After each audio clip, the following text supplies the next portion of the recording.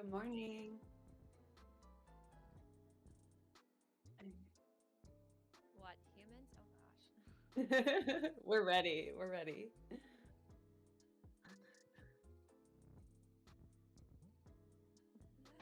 It would help if I turned my microphone on. It does help. Just maybe. Good thing you had the captions so you knew I was saying hello. Um, Thank you, mods. I think Jupiter and I are both impossible right now. So, oh, Oh, we are. I didn't think I would tell you, Jupiter, but you don't actually get to have your own. No, I'm just You kidding. know, I think M is the center of attention today, and I'm just here, so that's fine. okay. I will be perceived, but I'm not here Am really. I quiet? Okay, hang on. Can you hear me better? Hello. Yes. Sounds good to me. How does that sound to everyone else? Oh, I said yes like I could hear. Like, okay. Just, Like your chat. yep, yep. This is gonna be Uh, real close. Sorry, I don't. Again, my computer's getting used to everything. I Let me go mean, to my M is settings. high on my end and sounds My input volume is so normal. loud. Sounds good Um, to me. Yeah, I don't think it's you, Em. I think we're just testing the levels on the stream. I think you're good. Because you sound nice and clear to me, so it's coming through okay. We just got to find the right level okay, between let's. stream and Discord, which is the harder part. Well, and I think when I turn y'all up, I think it turns the music up too, so I don't know how to deal with that, but let me get you a name, Choopy. Thank you. I appreciate Let me get you a name. Duplicate. Let's try that.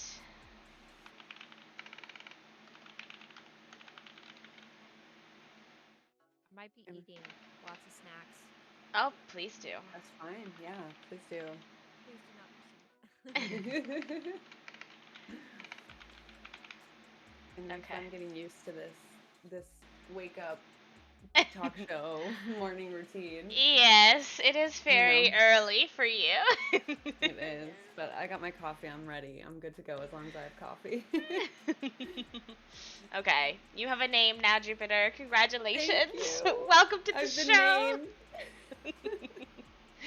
Oh my goodness gracious. Well, friends, you all pretty much know what we're here for. If you don't know, we are Humans of Twitch is a fun new talk show sort of stream that we're going to be doing every Sunday.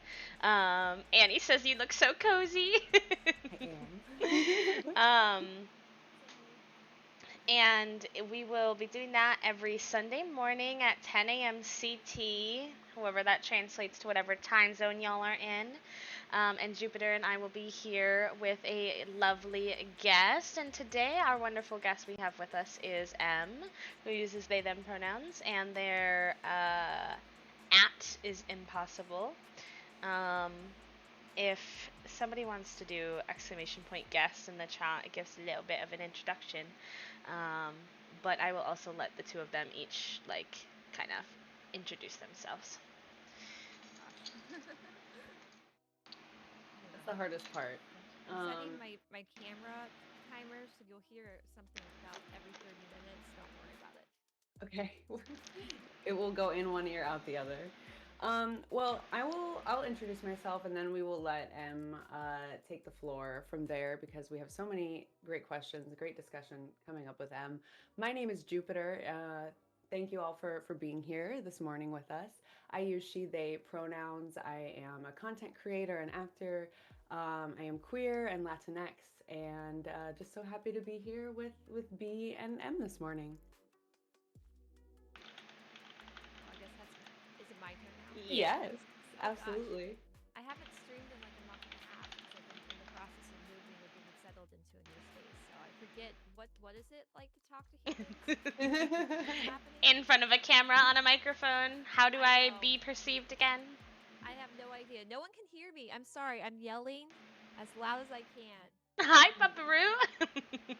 Sammy, of course, has to be on camera. Just read the captions um and hope for the best. Um, Have you turned M up in Discord, B, like the individual volume? Yeah, they are like at Mm. like 140, and in my ears, they're just as loud as you are. I would maybe do it some more. I don't know. Yeah, we I can don't go know how. for it. Let's see if this helps. Okay, I don't know how I tried it on I my put you at end. 200, so. My input volume is a lot, and my voice is here in my microphone, and Yeah, I have no idea. you sound good coming through our call, M. So I think it's just a Discord to stream whatever's talking there that we got to figure out. So People hopefully have that will to help. let me know if it's better now that they're at 200%. Try Okay, we're trying. Hello, can you hear me? Hello out there. Yeah, I have no idea how to fix that. Anyways, should I keep going? that. Yeah, go Yeah. for it. Jamming? Okay. Okay, Eva says it's better. Okay, perfect. Well, hello guys. Hello. Not guys, but guys, gals, non-binary pals. Is that the phrase? Are we allowed to say that? I think I that's a think good it's good. phrase. Okay, okay. I just like default to everything, and then I'm like, I need to be conscientious of myself because I already cannot control the words that come out of my mouth due to my disabilities. So when I am intentionally speaking, I need to make sure that I am conscientious of everybody and everyone's needs. Anyways, hi, my name is Impossible or M. Uh, I have been streaming on Twitch for a while now, casually, a nice little casual, small streamer having a good time. I am a musician, probably primarily these days. I spend most of my time practicing piano or learning cello or anything like that. But I am a disability advocate here on Twitch. I have Tourette's syndrome and it severely affects my life. A lot of times I have to walk with a cane. I am I am very sick much of the time. I have a lot of seizures, which is really frustrating. But it's okay. It is what it is. I get through it. I live, I survive, I thrive. And I also am a mental health advocate. I have a myriad of my own personal conditions that I've been able to talk to people about and hear about their experiences. And I'm also a non-binary, kind of trans mask, kind of not. I don't know yet. I'm still figuring out my gender identity, and I have no idea. But I do use they them pronouns. I'm also bisexual, although I think on the scale I probably lean more towards men. But again, I feel more like a dude than I feel like a girl. So I feel like I probably feel more gay than anything else. So yeah, if you have any questions, let me know because that was just my spiel. I haven't done this in a long time, so I might be really awkward, and it's gonna be good. No, you have a natural Beautiful. knack. You have a knack for You performing. do. You always have. I'm not concerned about you in the slightest. But Okay. thank you for introducing yourself. Jupiter and how this will pretty much work is Jupiter and I will just sort of go back and forth, asking you questions. Of course, at any point, if you don't want to answer a question for any reason, just let us know. We'll just Okay. move on. Um, You may have to fill in the gaps while I eat. that's fine. We can Um, do that. and just let us know also if you need a break or anything like that at any point during the show. No worries. Okay.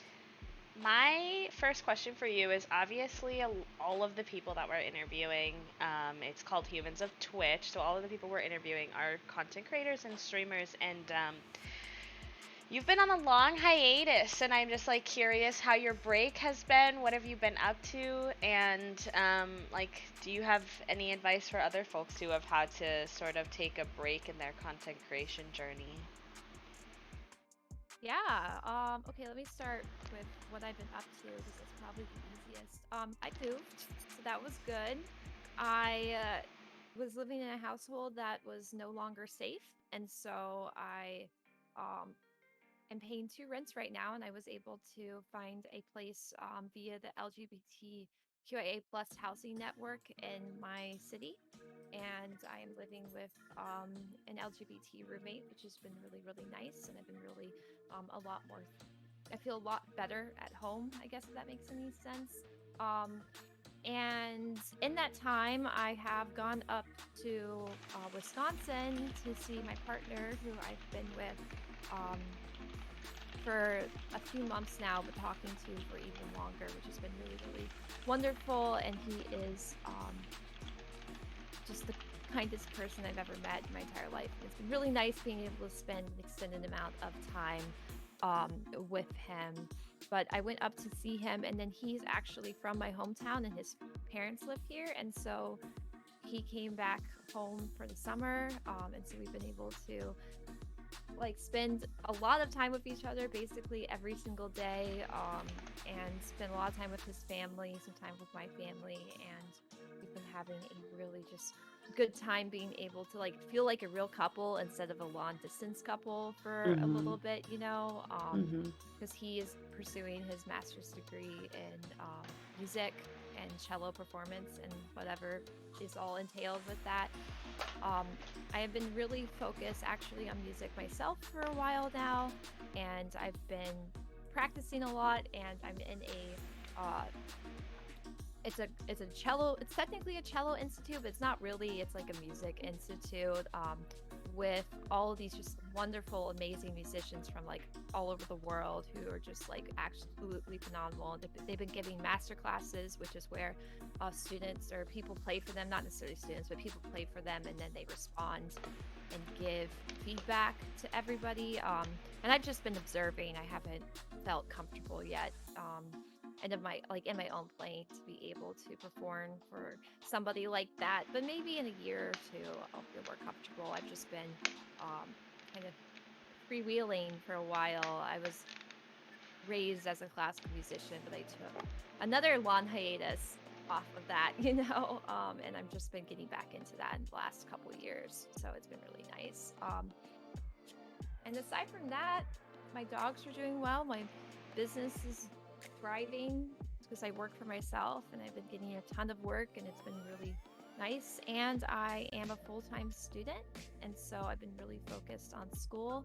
Um, and I think I just have needed time to mull over what I've been wanting to do and what I want to do when I come back, because I think for a while there I just felt really overwhelmed by streaming, and I felt Mm-hmm. overwhelmed by having to um, be around people and share my life with people when everything in my life was so difficult.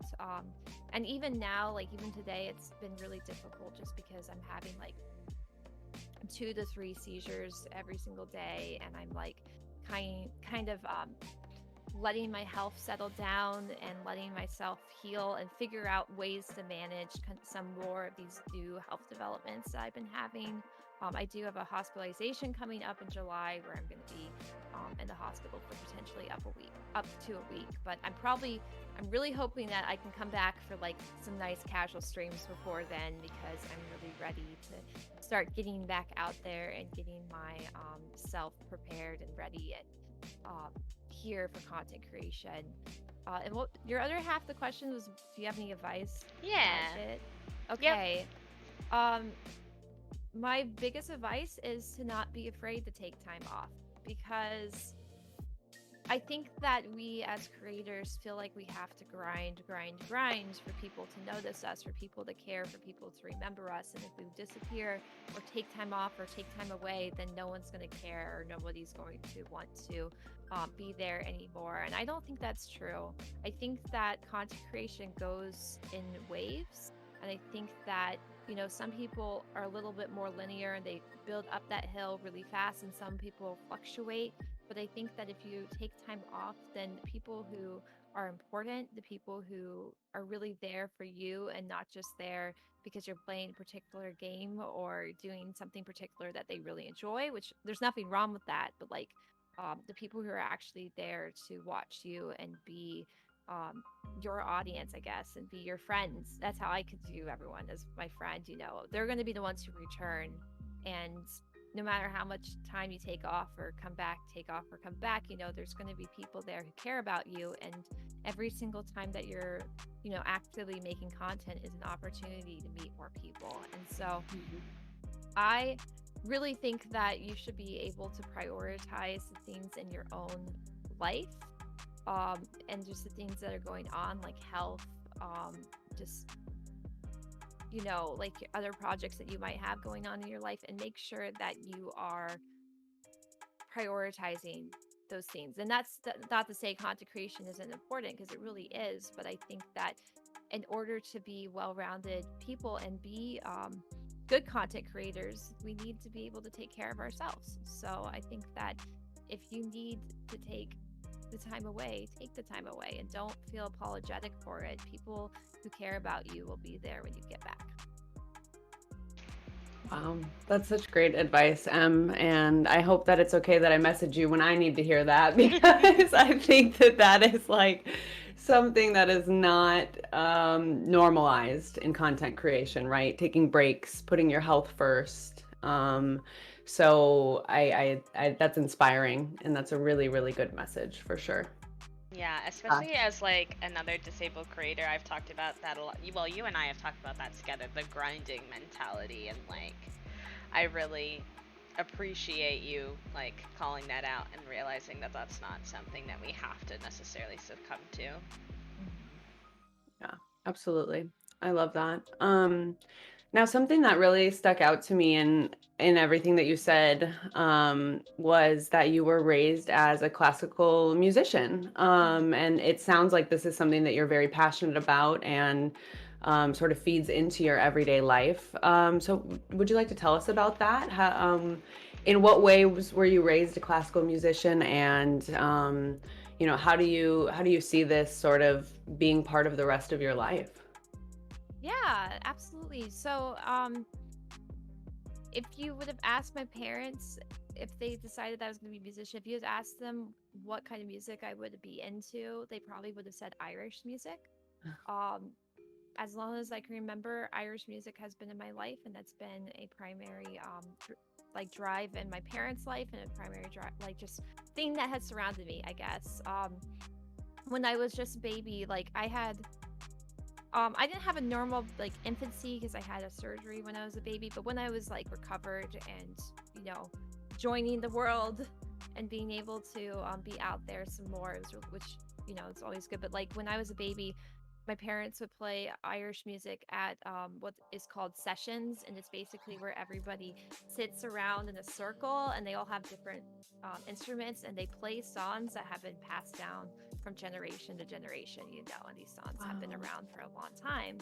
And so, which is really cool, by the way, if you ever have a chance to watch Irish musician session, you should, because it's absolutely just like a magical experience, and you really get to hear music that's been around for a long time, and you are able to see people communicate in real time through their instruments, which is awesome. But when I was an infant, my mom had this little drum it's an Irish drum called a bowron, and she had it under her chair, and then there was like the sticks for it were under somebody else's chair, and they were all sitting in a circle, and I crawled under her chair and took the drum away from her, and then I crawled under someone else's chair and took like the little stick for it, and then I sat in the middle of the circle and started playing to the beat, just like not very well, but I was hitting it to the beat that they were going. And so my Wow. parents looked at each other and they're like, they're gonna That be a sounds so musician. cute. Yeah. No, That's it really like was. sounds like a Disney movie. Yeah. But it was really cool. And I when I was like 7 or 8, I asked my parents if I could learn how to play piano, and so they found me a teacher from. It was the wife of one of their fellow Boy Scout troop leaders, or Cub Scout troop leaders, because I would go to Cub Scouts with them and my brother growing up, which I think probably should have been my first sign that I'm not a girl. Because how much I loved Boy Scouts Isn't far it more. funny how like hindsight is 2020 in that way? Like whenever I look back, I'm like, there were definitely signs along Those the little way. tidbits of gender nonconformity. Oh yeah, I hated Girl Scouts. I hated it with a passion, but I would go to every Boy Scouts meeting, like Love that. constantly growing up. But yeah, so they met this piano teacher through Cub Scouts or Boy Scouts, and she started teaching me piano, just kind of, a lesson once a week, and I practice on our we got this tiny little keyboard that's not a full size piano, and it like, and by full size I mean it doesn't have 88 keys, which is your standard size piano, and it didn't have fully weighted keys, so they felt like hitting air. But I practiced on it, and that's where I learned how to play. And I took lessons from her for a really, really long time. And then I also, um, in fourth grade, like, I don't know if your schools had this option where like they had an orchestra program, where they would come in and they would like play the different instruments for you. So you can choose if you want to join orchestra what instrument you're going to play next year. And the teacher, like, they like, the violin was cool, the viola was cool, whatever, the cello was awesome, but the teacher played the double bass and said, if you play this instrument you're going to be really, really cool. And I thought that I felt lonely because I'm just, it's hard for me to make friends sometimes because I'm just really shy. And I was like, well, if I play double bass I'm going to be really cool, so I obviously need to pick double bass as my instrument. And so I picked it up, and I um loved it. I absolutely loved double bass, and I started getting into lessons with that too. And through my lessons I was able to be introduced to this local, because I'm from Ohio, and there's this program here in Ohio. It's a nonprofit. It's called, if you hear barking, they're wrestling on the bed, don't worry about them. It was this program through, like, it was a nonprofit, and it was called um, Chamber Music Connection. And they really needed bassists, so they showed up at the double bass school that I was taking lessons at, and they were like, we need bassists, and they were able to convince my parents to bring me around there, and I never left. I literally went there from fifth grade, probably my senior year of high school, and they were really able to shape my life and able to help me see um, just how important like chamber music specifically was, and how like really just helped me develop as a musician. And um, beyond that, I got involved in the Columbus Symphony Youth Orchestras, which is like it's a program with several different orchestras that you can join as you get like older, and you audition into it and you get placed into different spots in it. And so I did every single one of those through my senior year. And I joined the CMC had a jazz connection thing, so I learned how to do some double jazz and double bass. And I started playing piano chamber music as well, so I was able to learn some pieces through this organization. And I even, once I got a little bit older, I started doing like where we would like go on gigs, is what we called them, where we played people's weddings and we played at like events. And I did a lot of charity, like fundraisers and stuff on my double bass. And I even did, we have like a series where we commissioned American composers to create like different songs. I think it might have been based on poetry or something. And so there was one song that was particularly liked by everybody, and we ended up joining up with the women's league chorus from around my town, actually in the college I'm attending now, and we toured around Columbus and did that. So that was really cool. I haven't really, I took a long time off. I did, so okay, a little bit more to the story. My junior year of high school, I decided to do my senior project a year early. I don't know who approved this. I don't know why they approved this. Who knows? But for some reason, they let me take my senior level classes as a junior. And so I ended up, like, because we had to like do something for charity and like learn something. And so I decided that I was going to learn how to play cello. And so I had been playing double bass forever, and I ended up picking up the cello, and I took it to my teacher, and I learned cello in like 2-3 months or something. And so I joined the orchestra at school, like the bass level, because I was in like a higher level orchestra for double bass, and I joined the bass level orchestra for cello. And I went from the last stand, because I was a beginner, to the first stand, because I would spend every single day in the practice room learning my music. And so I think The I don't know if they felt, dedication. yeah, I don't know if they felt pity on me or what, but like they could tell how hard I was working. So I really worked extremely hard on that. But after high school, I ended up selling my double bass, and I took in a cello because I was kind of in a life situation where it just didn't work. And like, there's also some people in my life who had talked me out of trying out for music schools, which was really sad. And like, it's one of the things that I think a lot about, especially now that I'm dating my partner who went to music school and is getting his master's in music. It's really sad that like the people in my life had talked me out of it, but they weren't very good people, so I'm not shocked. And so I spent years kind of listless, floating. I did Mm-hmm. play with I did play with a local symphony like once or twice, like for their summer series, because the conductor knew me, but then that was about it with double bass. And I played some weddings on cello, but not very well, I would say. But within the past couple years, I was able to like walk away from those people. Actually, with the past 4 years, I walked away from the people who were kind of being discouraging about music in my life.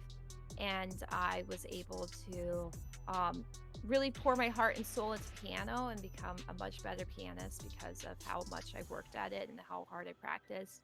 And I am actually taking cello lessons from my partner, who's a really fantastic cellist, and he is helping me. And I'm in the process of looking into buying a double bass, which I'll probably buy over small increments, kind of like how you do a car payment, but really doing it for a double bass at some point so I can get back into it. It'll be really, really cool.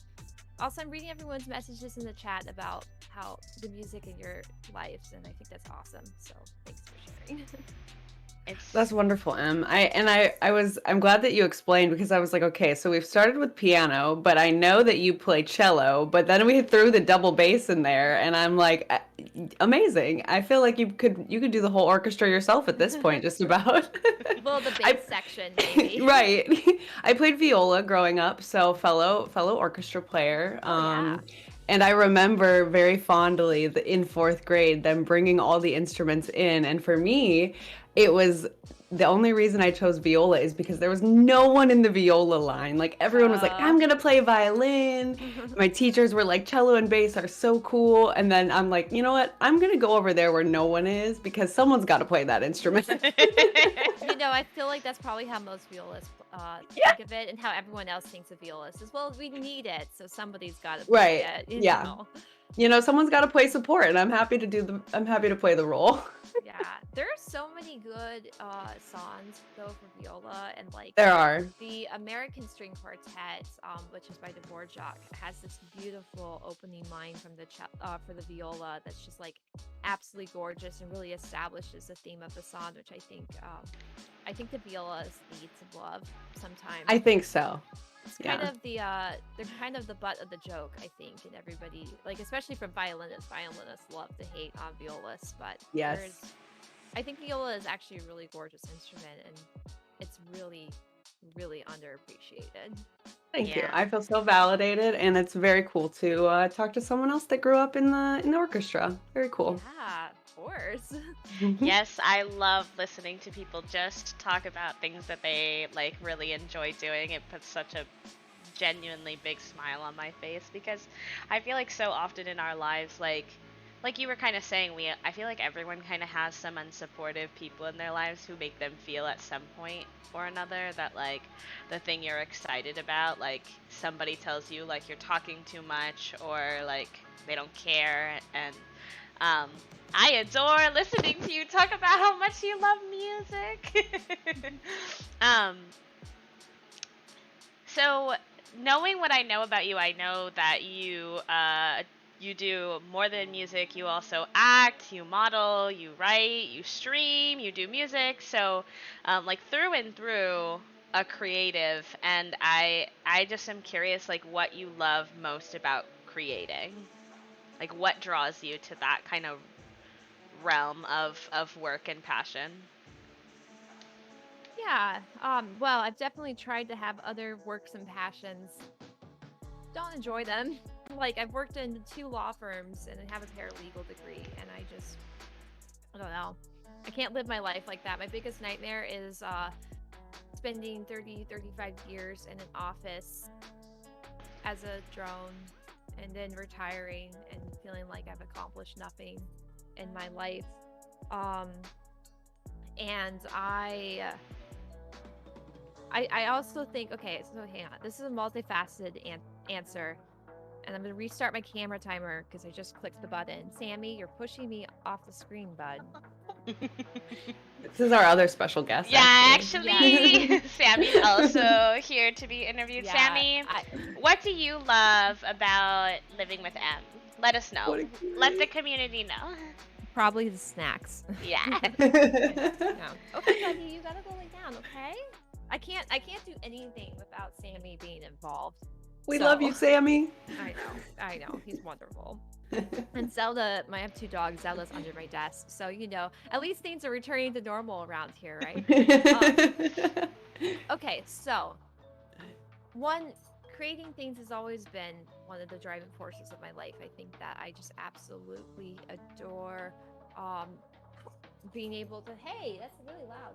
Being able to do things that give beauty back to the world. I don't know if that makes any sense. I think there's so many people who are doing things that are just kind of taking from the world or affecting other people in negative ways. Like both my law firm jobs were, one was working in foreclosures, and I had to essentially sell people's homes because they couldn't afford them, and I just felt awful every day after work. I never felt satisfied. I never felt like, oh, I'm doing something good here. I just felt heartbroken constantly.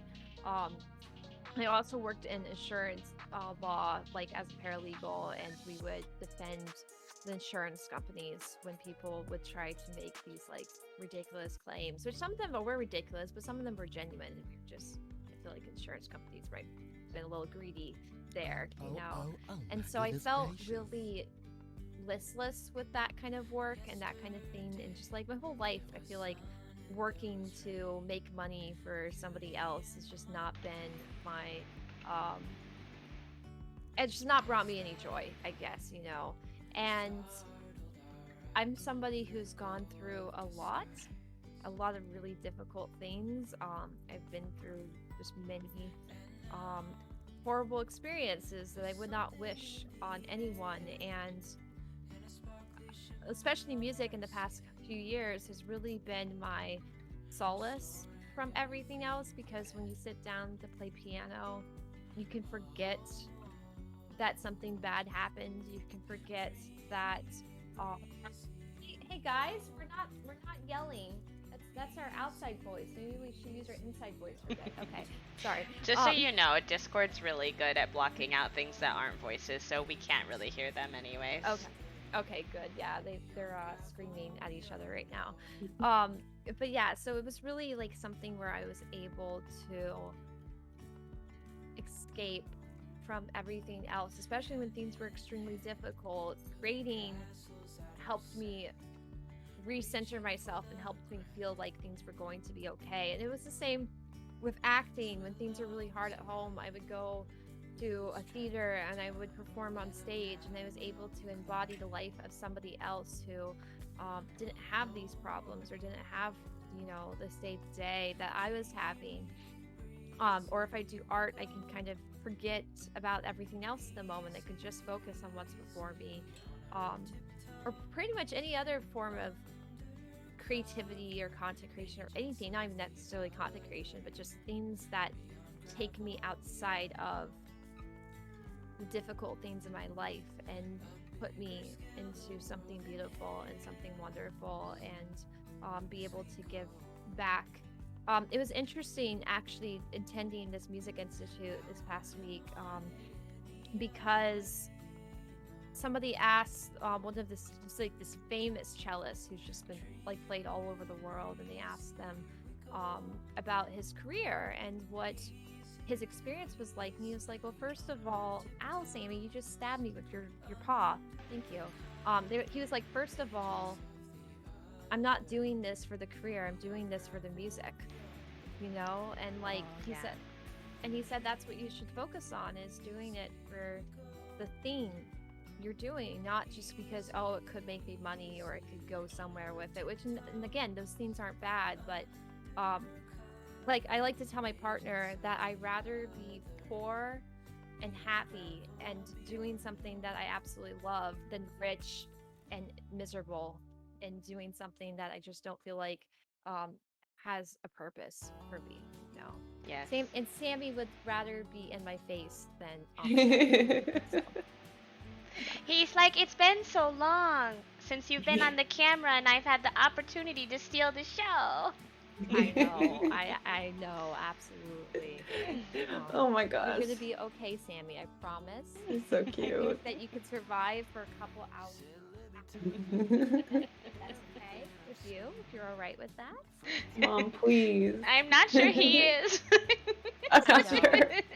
Seriously, like, so I used to have a couch right behind me, that he could like stand on, and he could get right in my face. He could try to get into my lap or whatever when I was streaming, and it was just like. I always remember you always like being like, Sammy, get I on. know, I know. I swear that I did this motion more than I did anything else on stream.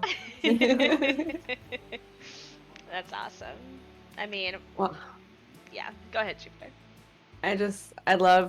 I loved that line that the cellist said, like, you know, I'm doing this for the music, and I think that can carry over to really anything that you know, chasing your passion in life, and just sort of making your life around that. And I think that it's very cool to hear sort of where you are now, because it sounds like you're in a much better place than you have been, you know.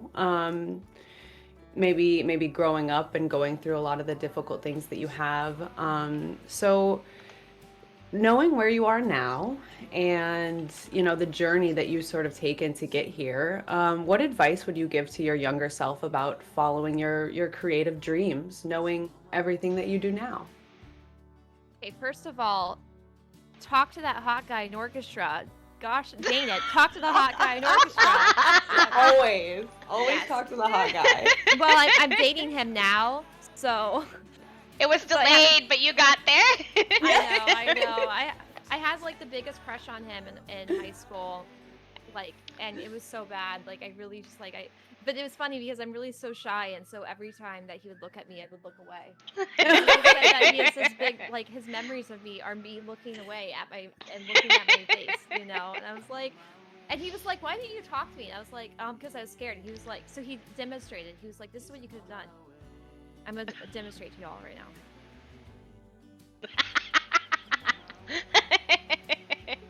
And he was like, "I would have thought about that for a long time."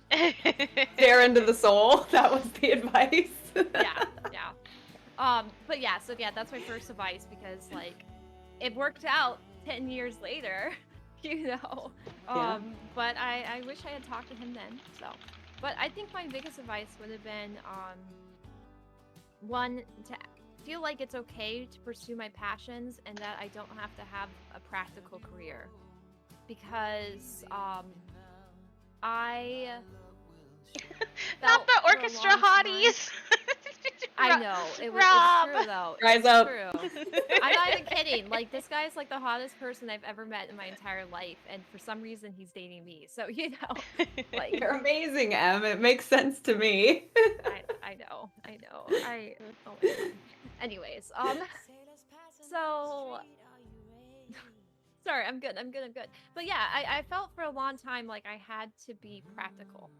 And I think I got this from my parents a little bit, because my parents felt like if you were practical, then you could have money and then everything will be okay and you're able to pursue your passions on the side. But that's not really how the world works anymore. And even when I was working these practical jobs, I wasn't making so much money that like I could be comfortable, you know. And I thought, well, maybe I need to go to school to become a nurse or something, you know, do something that will keep me employed for the rest of my life and not pursue the things that I'm passionate about. So I didn't pursue theater, even though that was something that I loved, and I didn't pursue music because I just felt this just giant imposter syndrome of I'm not good enough, I will not be able to do this. Maybe it's like because I wasn't a child prodigy, then it's too late for me. Just we're done. Like give up, you know. And so I think that I would tell myself that it's okay to keep going even though you don't feel like your best yet, you know. And like Mhm. that's someplace that this is what I'm struggling with today, is realizing the things that I'm passionate about and caring about them. And you know, I miss 10 years, 9 years of being able to really develop as a musician specifically, but develop in general because of all the other things going on in my life. And I have to like remind myself that it's not too late, and I'm not hopeless because I'm starting to take things seriously in my mid to late 20s rather than, you know, when I was a teenager. And my partner likes to tell me these stories. He always brings up people that he's met. He had a friend in undergrad who went to school and got his master's, and it was a kindergarten teacher or something for several years. And this guy was like, well, this is not what I'm passionate about. This is not what I want to do with the rest of my life. And so he went to music school at like 31, and he got his, you know, degree in harp performance, you know, playing the harp. And then he got his master's and his doctorate or something, and now he's an amazing harpist who is, you know, like has a really solid career. And I'm like, I'm not even in my 30s yet, so I got time, You do. you know. You do. You So do. I think that there's always this pressure that the world puts on us, and especially, honestly, especially femme presenting people of any kind, that you got to have it figured out by the time you're 30. And like recently, I saw this tweet going around saying if you don't have it figured out by the time you're 25, like you missed the boat. And it's like, what boat? we're on this boat for many more years than that. There's no time limit, you know. yeah. So reminding yourself of that is powerful. Yeah. I think Well, sorry. I also like okay. think it's like people make it seem like you have to know what you want exactly, and that if there are like any twists and turns in the journey that like you like wasted time. But my thing is that like all of those twists and turns influence who you are when you finally do get to the thing that you want to do, right? Like when you finally do become a musician or whatever it is for you, you've now had all of these lived experiences that like influence the way that you make music and the way that you create in that moment that you probably couldn't have done without those influences and without those like pieces along the way. So I just think people like sometimes people are like, B, why are you like working as a barista and streaming?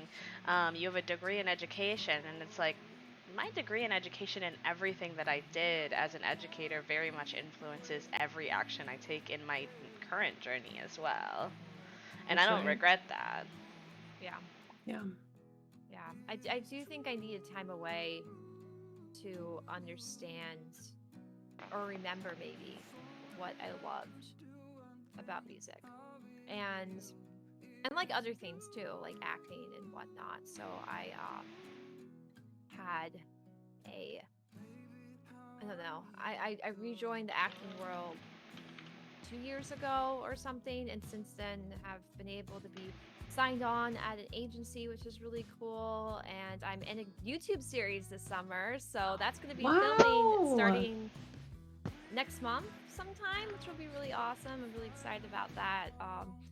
And it was really good, I think, for me to take time away from those things because I was able to take them more seriously and appreciate them more when I came back to them. And even I learned new things since high school. I started doing crew, which is theater crew, and I started working like behind the scenes a lot. And now I'm the crew manager at my school's charity theater organization, which means that we're doing the Great Gatsby next year, and I get to be the person behind the scenes that bosses everyone around, you know. That's really the best position that people secretly don't talk about. Yeah, absolutely. So I'm really like, it's been really cool being able to have all that time away and be able to come back and be like, like, oh no, these are the things I care about, these are the things I'm passionate about, these are the things that I want to pursue. So, and I don't have it all figured out yet. I'm sure I'll figure out more of it as time goes on, and I Mhm. continue to try to do things with my life. Yeah. Yeah, definitely. So good.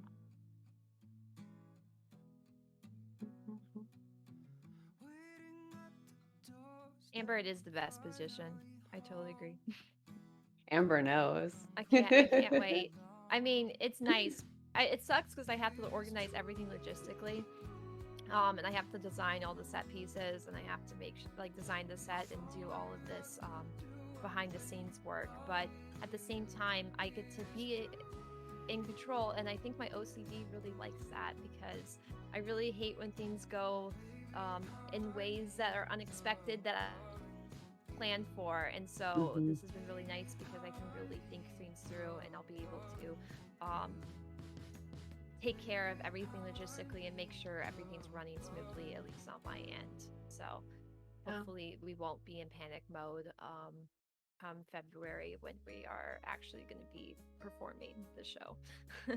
You're going to do great. And something that's really cool, I think, about specifically theater and like working on the other side of the stage is that it obviously like it's a machine, right? So learning every side of theater is amazing because it will inform your acting, it will inform your performing on stage. And so you're just really learning new skills and enhancing your practice. So good for you. That's really great. I love it. Yes. Mhm. Um, so, you know, unrelated to creating and whatnot that you've been sharing your story with us about, earlier we all kind of had like a good little giggle about being non-binary, and I think it would be really cool to sort of hear, like, because I think it's different for everyone, like what does being non-binary mean to you, and like what has that journey been like for you? Yeah. It's so weird to be talking a lot. I feel like usually when I'm talking to people on Twitch, it's like I'm asking a lot of questions myself. So Yeah, the roles have been reversed. this is a different experience, but I'm really enjoying it. I just like, oh gosh, okay, I get to talk about myself. What? People All are the perceiving me? perception. What? Yeah. Okay. Anyways, so can I start with talking about my bisexuality and You you can know? start wherever you want. Okay. Mhm. All right. Well, growing up, I've always been semi-equally attracted to pretty much everyone, but like femme and mask. Probably more leaning towards mask people I'm more attracted to, but I love femme people as of course, just in general, not just as objects of attraction, you know. But I don't know. It was really scary because I went to a school that was very conservative, not like religiously conservative, but like politically conservative. And most of the people who went to that school were born into wealth and privilege. And so, and this was before like gay marriage was legalized, before like a lot of the steps that we've been able to take as LGBT people have kind of progressed. This was kind of still in the era of like um, where LGBT people were a spectacle, and like we Mhm. were kind of there because people would laugh at us, and so we were just different and labeled as different. And so in high school, I realized, I think I knew this all along, but I realized that I was bisexual in high school, and was attracted specifically to femme people as at that time a femme person.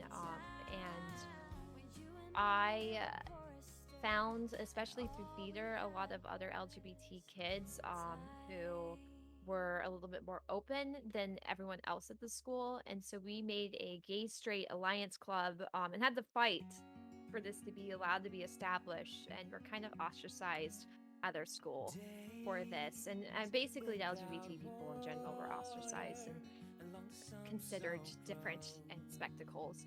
Um, but it was really good for me, I think, to be able to be openly out with some people, even if I didn't feel like I could be out with everybody else.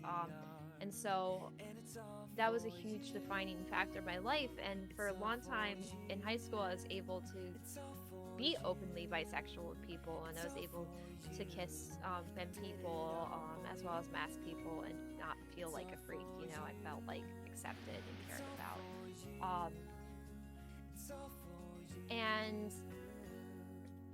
one of the things that always got to me is that I didn't feel like I really could fit in with women specifically. I felt, I don't know, I just felt like there was something off about it. And so when I would try to fit in with women, I felt weird, and I didn't feel like them. And I was like, it felt like I couldn't do anything to like look like everyone else, no matter how much makeup I wore, I didn't feel like I fit in.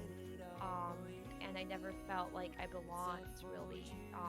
I was somebody who usually had more male friends, specifically gay male friends, I think, were the people who I felt the most connected with and I related with the most. Like my best friend growing up was a closeted gay man. We found, he figured it out later and was able to come out of the closet, but it took a long time. And I actually went to homecoming or something, or prom or whatever with him at one point, which I think is ironic as he was closeted. I also did that, actually. Yeah. My prom date was also a gay man, but I didn't know that at the time. So was my first boyfriend.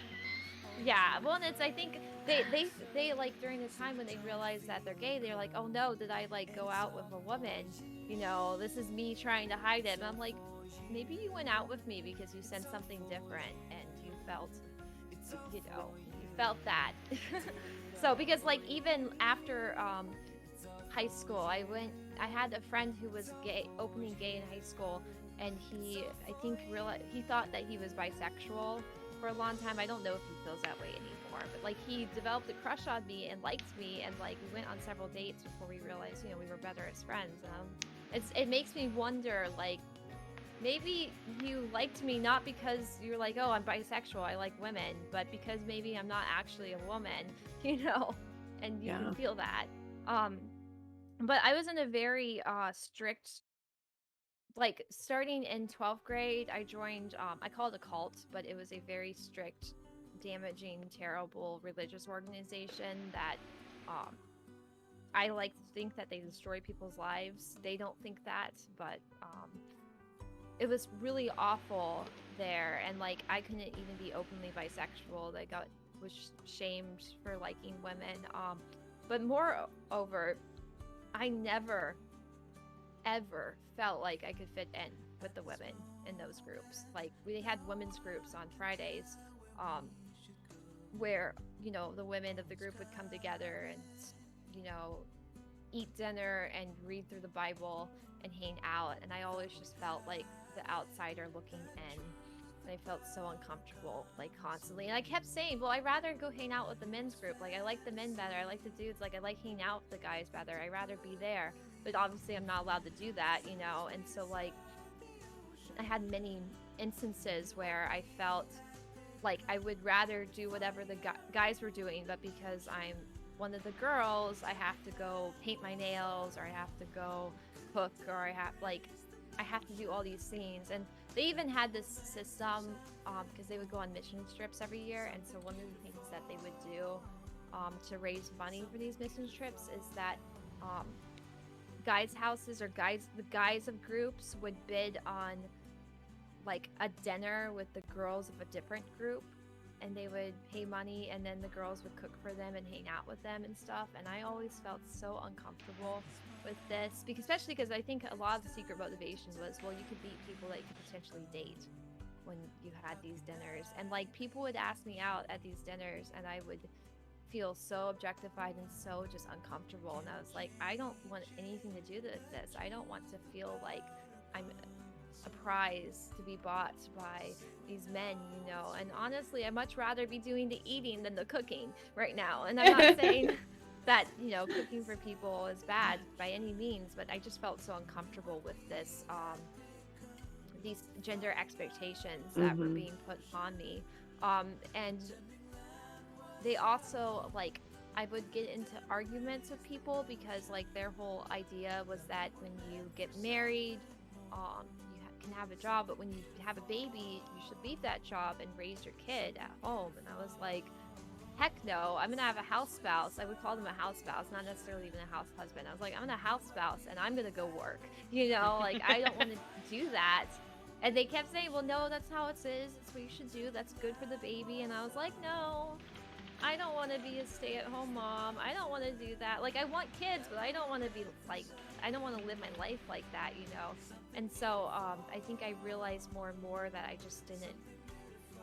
And I think part of the reason I didn't fit in with these gender norms is because they're really outdated and sexist and terrible, but also I think like even like the little things like wanting to paint your nails and go shopping and just like do these traditionally femme things just made me really, really uncomfortable. And especially because like I couldn't even be friends with guys without people questioning my motives of like, oh, are you gonna date this person? Is this something that's going on with them? And I'm like, no, I just naturally get along with masked people, and it's just I feel like I can relate to dudes more than I can relate to anyone else, and after I left this group, which I'm sure this is a story that we can go into later. I'm sure we can talk more about this cult and all my experiences with it, whatever. But after I was able to leave, I ended up going to OSU and I joined the theater organization that I do some work for now. And there was openly trans people in this organization, and there was openly non-binary people. And my friend Terry, who actually is one of my mods now, and streams, is on my stream team, which is really cool. But they were the first really openly non-binary person I've ever met. I had never heard of non-binary actually before I met them, and they were able to teach me about like they them pronouns. They were able to teach me about what it's like living outside the gender binary. And so I think I just chewed on that information for a long time. And one day we were playing a game with like several people, and one of the people asked me in the game, because they were asking me like questions or something, they asked me in the game what my relationship with my gender is. And Ooh. I was like, you know what? Because I hadn't voiced this to anybody at all, and I was like, you know what? I don't think I'm fully a girl. I don't feel like a girl. Maybe I'll use she, they. Maybe I should try this, like maybe this is something that could work for me too. Like maybe I actually qualify for this or something despite using she, her for so long in my life. And using she, they was really validating, especially when people actually would use the they, because I felt like, it feels like sometimes when you use she, they, everybody uses she, but eventually there were some people in my life who actually used the they, and I started talking about it more. I started voicing it more, and one day I posted some posts on TikTok or something talking about being a non-binary woman, and someone was like, well, that means you're a demigirl. And I'm like, I'm not a girl. Can we stop labeling other humans on the internet? We don't know why. I know. But you know what? It was helpful because they called me a girl. I was like, oh no. That's not true. That's not right. Yeah. But I still sat on it and chewed on it for like 6 to 8 months or something, It was like someone called me a demigirl, and I was like, okay. And I stopped. Like she, her started becoming physically painful to hear. Like people would say it, I was like, oh, cool. I feel really uncomfortable right now. And then people would call me my old name, and I would feel really uncomfortable with it. I was like, oh, that's really feminine. Like, I don't really like that. Maybe we shouldn't say that. Maybe we shouldn't use that anymore. And then I got into an argument on Facebook, because of course all the best arguments happen on Facebook. It's true. And I said something about, being non-binary, and this person who I am no longer friends with on Facebook was like, no, you are a beautiful woman. Like, you're just this great girl, like, enjoy being a girl, like, blah, blah, blah, blah, blah, blah, blah. And I was like, you know what? Fuck it. I'm using they, them pronouns. Do not call me anything else. Spite pronouns. Here's my Let's new go. name. Yeah. Because I had been trying new names with different people, and the one I have, M, was the one that was so, the most validating. And I was like, you know what? You have to call me M. You have to use they, them. You cannot use she, her, or my old name. It's not happening. And I just aggressively switched. It was a good time. I love And it. yeah, so I updated myself everywhere. I was like, this is not happening. It's not happening. But today I feel less like, I don't know. It's weird. I feel like my relationship with my gender is really weird. I feel like it's really it's free flowing, and it's just kind of how, like, almost like how my emotions are. Sometimes I do feel like a woman.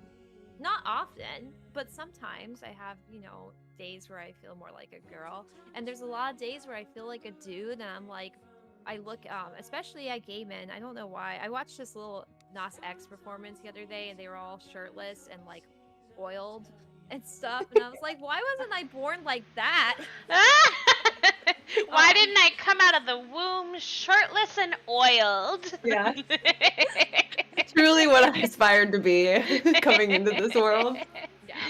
I get what know. you're saying, though. Like, gender envy can come from the strangest of things. I remember there was a TikTok trend going around for a little while that was like, show things that give you gender envy, but as time goes on in the TikTok, have it make less and less sense to cis people.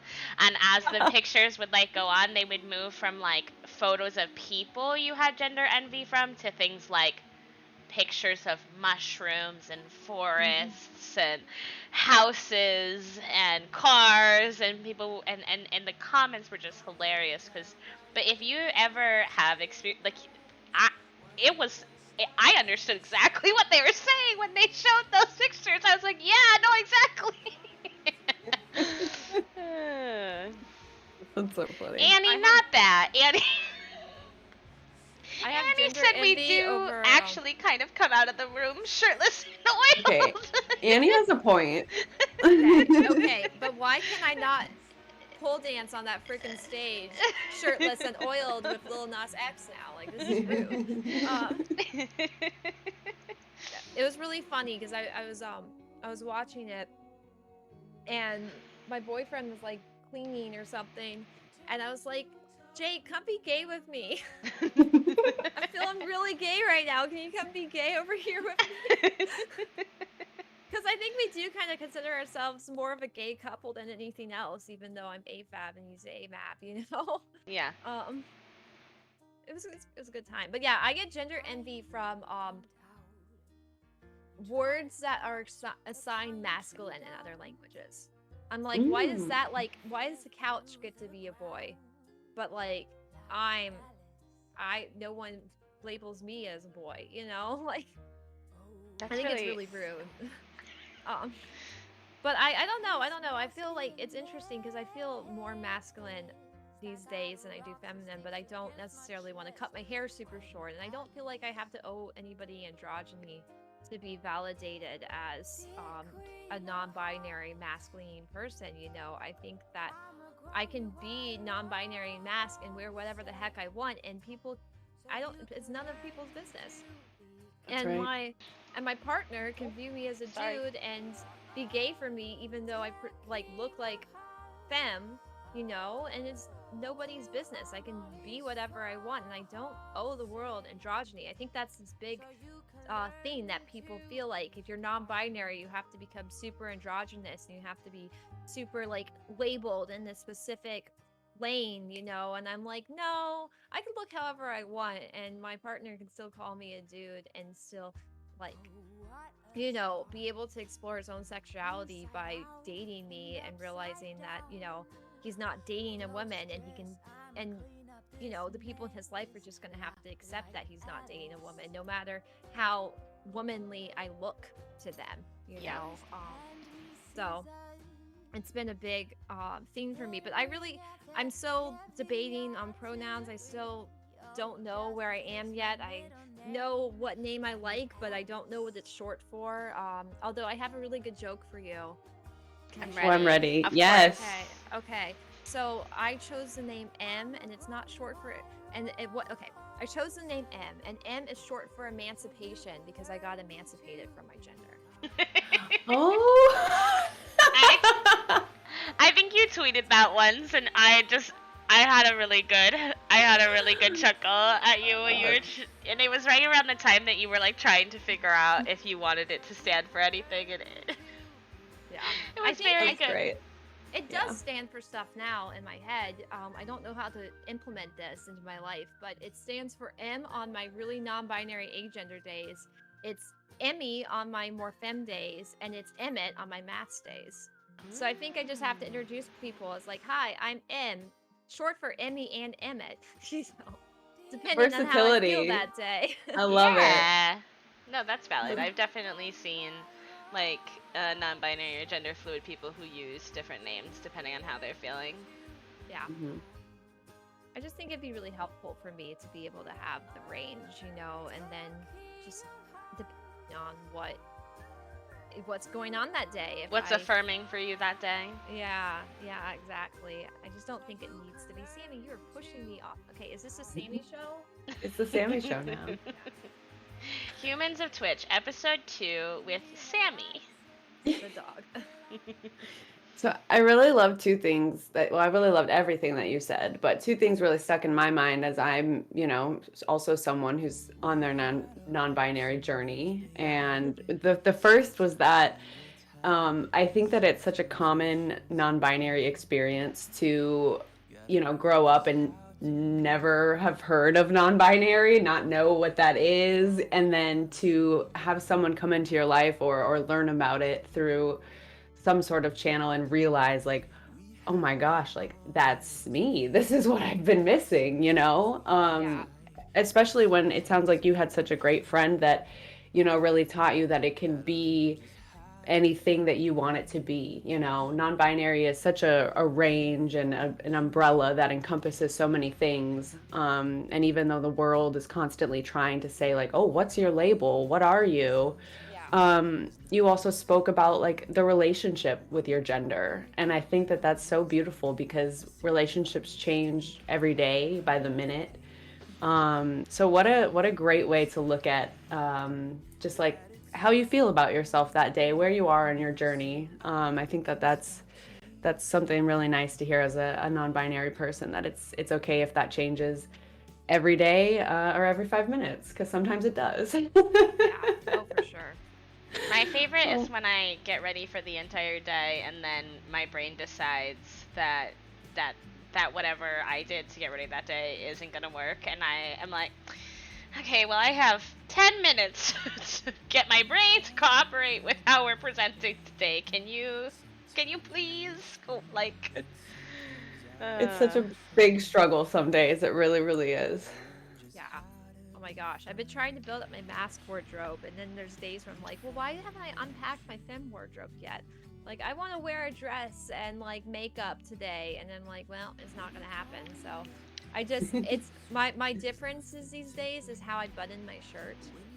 Like if it's Ooh. buttoned all the way to the top, it's definitely a male day. Like I'm a dude today. Like don't question it. If I'm showing a little bit of Sammy, if I'm showing a little bit of the girls, then I'm having a femme day, and if I'm kind of in the middle, then I'm obviously having a neutral day. So like people can figure that out for themselves, Yeah, I like that. Just small little signs of where you're at in your day, and I think that that's great as well for you, because it's maybe like an anchor that you can always turn back to say like, okay, this is where we're at today, and this feels comfortable. I like that. I might steal that. You should. I'm learning so much from you, Em. So I think that B has a great question that we've written down, and this kind of goes into what you were talking about with just you figuring out who you are, in spite of the world telling you who you should be, or that they are demanding an answer. So along with that, what is something that people always misunderstand about you, and how do you how do you go about handling that?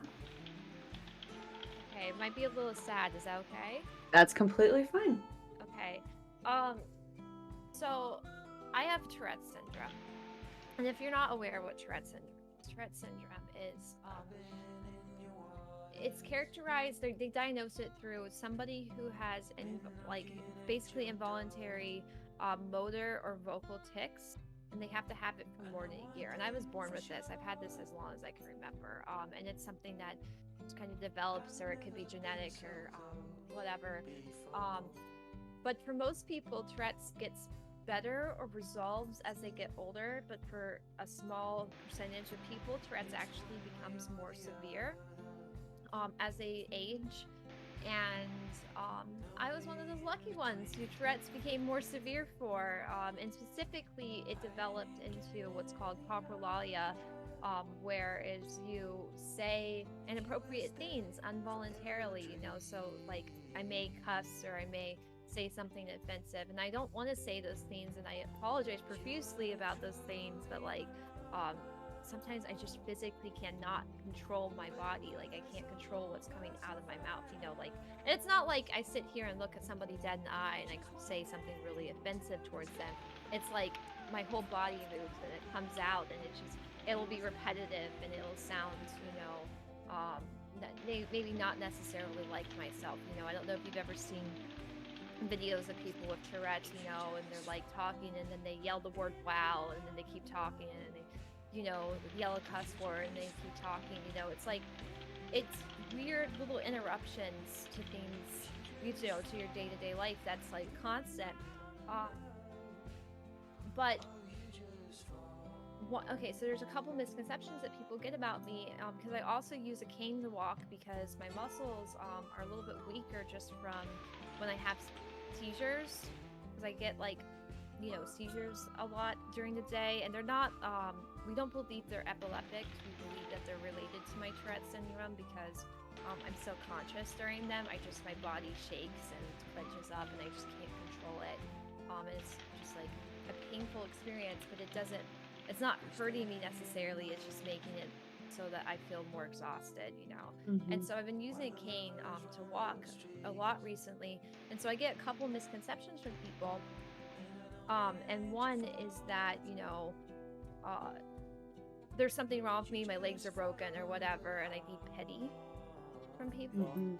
And Mm-hmm. two, it's that I'm not mentally sound, that I am a child or something. People view me as a child a lot in public, or they view me as somebody who cannot be independent, who's not smart enough to do something. And it's interesting because it's like, no matter how many times my neurologist explains to me that Tourette's is not a degenerative brain disease, you know, that it's a you know, syndrome disorder, that just, it means that I have a nervous system disorder. It means that my body fires neurons differently than other people, and it doesn't have a controlled state. I'm going to move you because I love you very much, but I'm trying to have a conversation, but I'm very distracted. My body fires neurons. You know, it gets confused. It handles things differently. My nervous system operates differently than everybody else, and like, so people will assume that I'm unintelligent, that I need assistance, that I need help, when I don't. And I want people to stay away from me, and I would like to not be perceived, please and thank you, you know, and I don't want pity. And like, I don't know, it's really, really frustrating. It's really frustrating because Mm-hmm. I feel like I can't live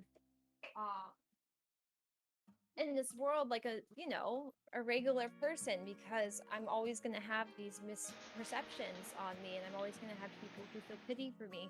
I'm always going to have people who feel like they have to help me, and unless I ask for help, because there are things I can't do myself, like I don't like holding knives because I don't want to accidentally hurt myself, you know, so I can't necessarily cut, like when I'm preparing food, I can't necessarily cut the food, and I can't carry heavy things, you know, or I can't carry like glasses or anything like that because I'll drop it or I'll spill the water or whatever.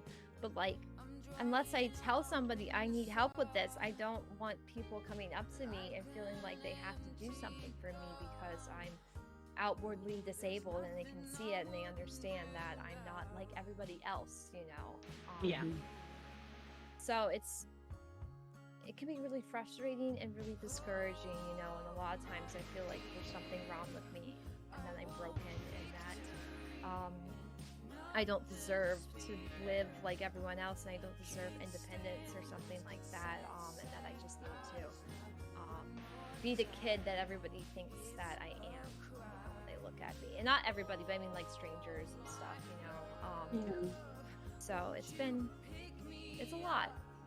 It's overwhelming, but I don't know. It's what it is. Yeah.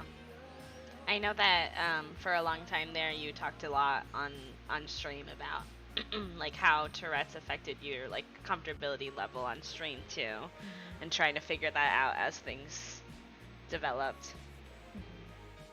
Yeah. Oh, for sure.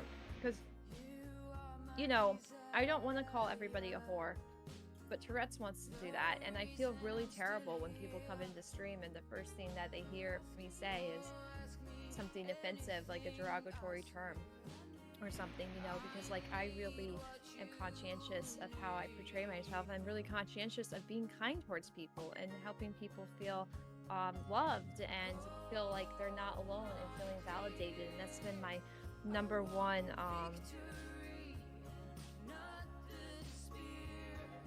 that's been my number one goal, is for people to feel welcome and people to feel seen, you know. And it's really difficult when I feel like I can't fully control my own body or control my own words, you know, and I feel like people are coming in without me being able to put up that filter that I would like to put up. Yeah. Well, it's live, you know. I think people need to have some grace because you're live on camera, you know, and you know people just walk into you, a human, you know, doing what you love and doing your best, and I hope that they meet you with grace. I hope so. Well, I think the people that matter do. You know, people who come in and they're upset or don't believe me or think I'm faking it, because a lot of people believe that Tourette's isn't real and that everybody with Tourette's is doing it for attention. I'm not kidding. There's literally people out there who think that it's for attention. And I'm like, you think that I want to be yelling, you know, a sexual thing in the kitchen right now when I'm trying to have a conversation about how many eggs we have? And, you know, like I'm not trying to sit here and say things because I think they're funny, you know, like it's not, I mean, they can be funny, but that's not the intention behind it. And like, it's really, I think it's really silly to like look at somebody with a disability and be like, oh, you're doing that just because you want people to give you attention or you want people to feel bad for you or something. I'm like, if I was having seizures for other people, you think I would be having seizures out in public in front of everybody, you know, and I would be making a big deal and I'd be okay with people calling the ambulance, you know, or something like that. I wouldn't be having a seizure in my bed at 2 at night when I'm just trying to go to sleep, you know. Exactly.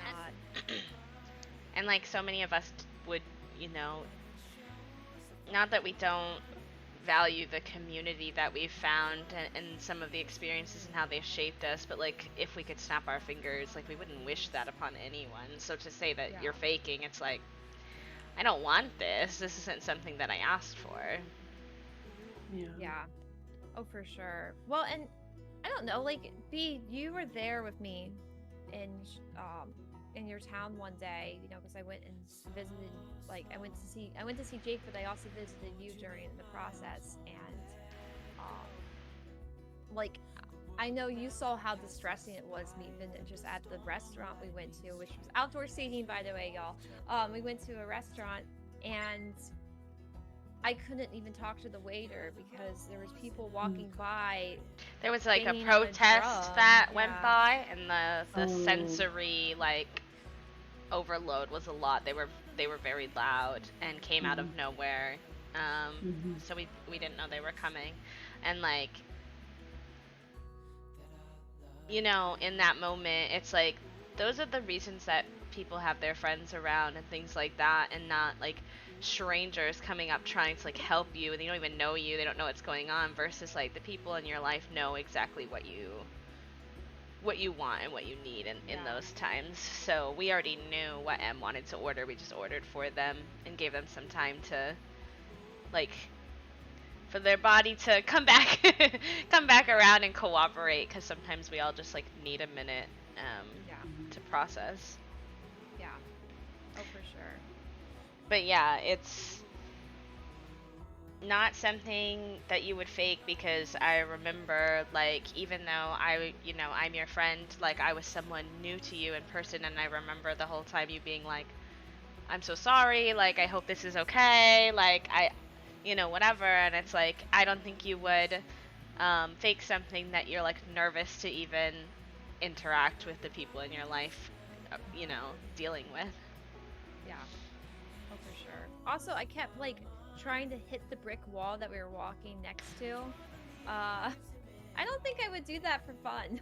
You No. know, like they both stood. My partner and B both stood on one side of me, so that I couldn't like hit the walls as we were walking. You know, they In the kept me safe. in the very kind of creepy, weird parking garage. we couldn't Yes. figure out how to we couldn't figure out how to get out of it. There was like no clear exit signs, and when we did finally find no. one, it was like, is this really an exit? Can we go out of here?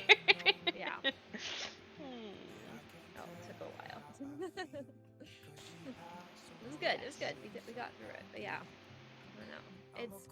It sucks how deeply this affects my life, you know. But I don't think I'd be the same person if I wasn't disabled, you know, and I didn't understand what life is like as a disabled person, you know, because I think that if I could just take everything for granted and take my health, my own body, being able to control my own body for granted, you know, I think that I would be a lot less of a compassionate person, you know, and I think I would care a lot less about other people because I wouldn't understand what it feels like to feel out of control or to feel like I can't help or do something, you know, in the moment. So, Yeah. Thank you for sharing that with us.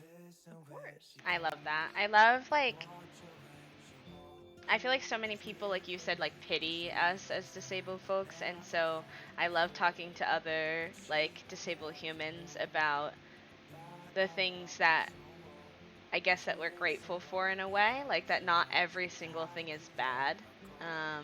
Because I feel like similarly that there are just some things I wouldn't be as understanding of a person if I hadn't experienced, and like um, one of those things is just like community care, because I think we grow up in like this the America has this very like pick yourself up by the bootstraps kind of mentality, very individualistic, and I think being disabled like single-handedly taught me a lot more about like it being morally neutral to need help, and not to be a shameful thing to sort of operate in a more community lifestyle where you like kind of support each other with whatever like each of us have our own like strengths and our own like support needs and challenges, and so like it can be a village. You don't have to do everything alone, and I don't know if I would know that if I hadn't been disabled along the way.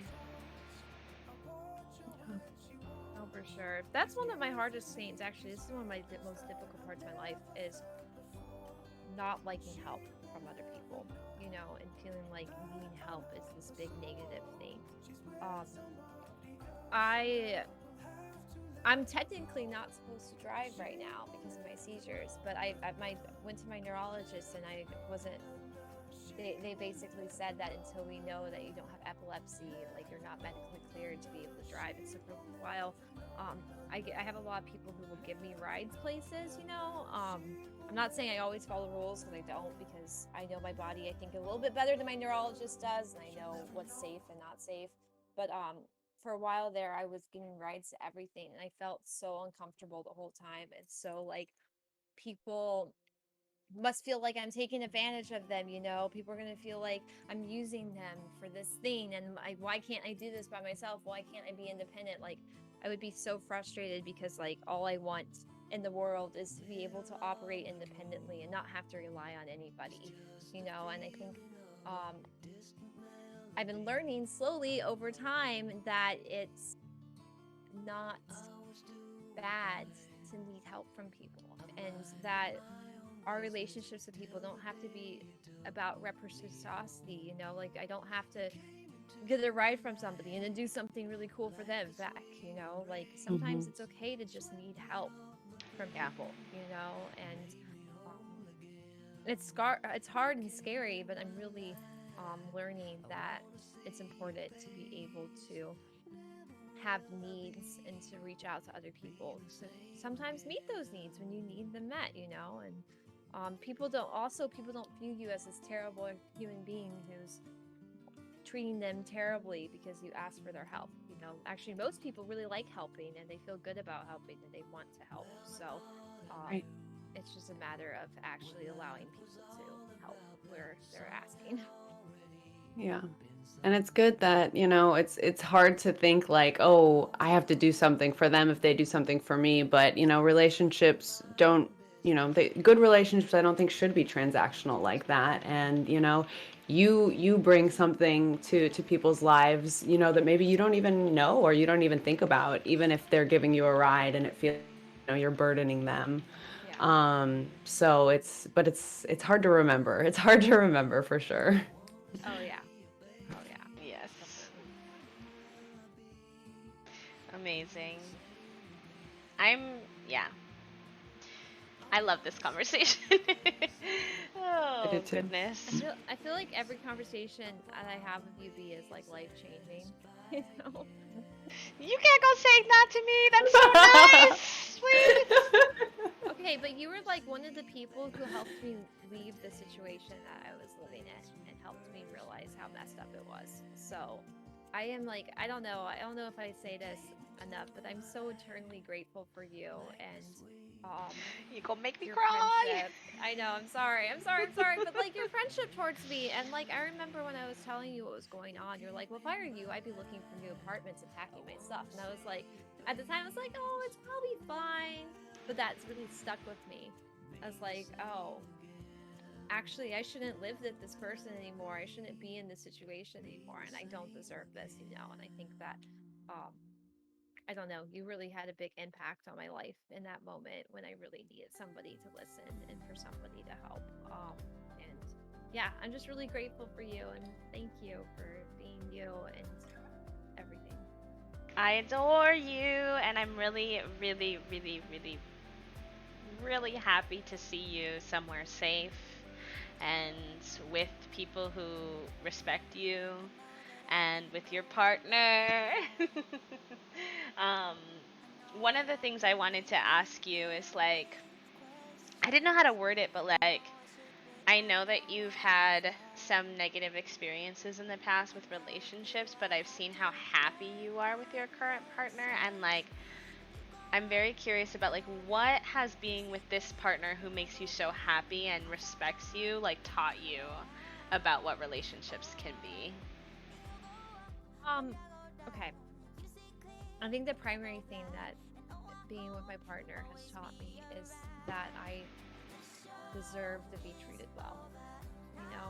And actually, it's interesting because, like, we had been talking for a long time before we even admitted having feelings for each other. Um, Side note, I'm the most oblivious person in the world. I just want y'all to know. We matched on Tinder, and he had been talking, he'd been like in my DMs since like August before we even matched on Tinder, trying to talk to me, trying to get to know me, and I just never got the memo. You Raise know, your hand if you never understand when anyone's trying to flirt with you, because I'm also a very oblivious human. I'm just like, you were what? yeah, no, he had liked me for some time before he even talked to me and like more seriously, and I'm the most oblivious person in the world. So yeah, it took me having an adult beverage because I was really overwhelmed with what's going on and texting him at like 2 a.m. for us to actually be able to like say anything. It was mostly me who said something, and then he was like, oh, he like immediately reciprocated. You know, hey Sammy, I love you. I really really can't handle this right now. Allow me, okay? So it was funny because he was the one, I think, who actually, like, so I talked to B. I remember talking to B in January, and then it was the end of January, and I messaged him, and he helped me realize. He was like, no, that situation is terrible. I would be really upset if I was in that situation. And he said to me, he was like, you deserve to be treated like the whole beautiful human that you are, you know? And like, I was like, okay, I hear you. You know. And it was talking to him and getting to know him, and like I remember coming to one of our conversations because we would do like we would have like Zoom dates because we were along this, you know, he was in Wisconsin. We would have like Zoom hangouts before we even really established that we wanted to be with each other romantically. We would have Zoom hangouts and play like Stardew Valley and just play games together and chat. But I came to one of those hangouts, and I was really upset about something going on, and I was like, I'm really sorry, but I think I need to cry right now. And he was like, never apologize about being human. Like, you're allowed to have emotions, you're allowed to exist, you know, and you're allowed to like express yourself, you know. And he was like, he told me like straight up, he was like, I want our conversations, like I want this to be a space where you feel safe to be yourself and to open up and to really experience what you're going through, you know. And I just felt so seen in that moment and so cared for by this person that I barely even knew. And I don't know, I got it really bad after that. I had it so bad. And I don't know, it was interesting. It was fun, like, getting to know him, like, over time. Like, he would come to my Twitch streams, and he would play games with me, even though he's not a gamer in any capacity whatsoever. Like, he's just not a game person that much, you know. But he could download Stardew Valley for me, and we made an Animal Crossing island together since then, you know. Like, he actually, you know, really made a point of being there for, like, things that I cared about and stuff. And, like, we were able to get to know each other slowly because we had been talking for a bit before that, but like we really moved into things in a really slow and calculated and careful way. And he really helped me see that I deserve somebody who's going to be patient with me, you know. I deserve somebody who's going to be kind to me. I deserve somebody that I'm attracted to with every inch of my freaking being, and that I just want to be with all the freaking time, you know. And I've been realizing more and more that I might be demisexual because I don't, like, I've never enjoyed one night stands. And even with this guy who was so kind, Sammy, I swear to dog, I will put you in your crate and you will have to go take a nap. Okay. But even with even with this guy who was so kind and sweet and wonderful to me, it took me a long time to even feel comfortable having any sort of like sexual interaction with him, you know. But like, it was really, really nice to be able to get to know him slowly, and especially because I went through something really terrible that affected me really deeply in October. And he's been so patient with me and kind and never pressured me to do anything and never pressured me to talk about anything. It's just been there for me at a really, whatever pace that I need. And since then, you know, as I go through the difficult parts of my disability and I go through difficult things in my life, where, like, you know, I lost trigger warning death. Okay. I lost my grandpa a couple weeks ago, and you know, he's been really there for me through all of that, and patient and kind, and through my seizures he's been there for me. And I told him that he has given me impossibly high standards, so if we ever broke up, no one's going to be good enough for me. You know, because like I'm dating this just amazing, wonderful person. And I told him yesterday that I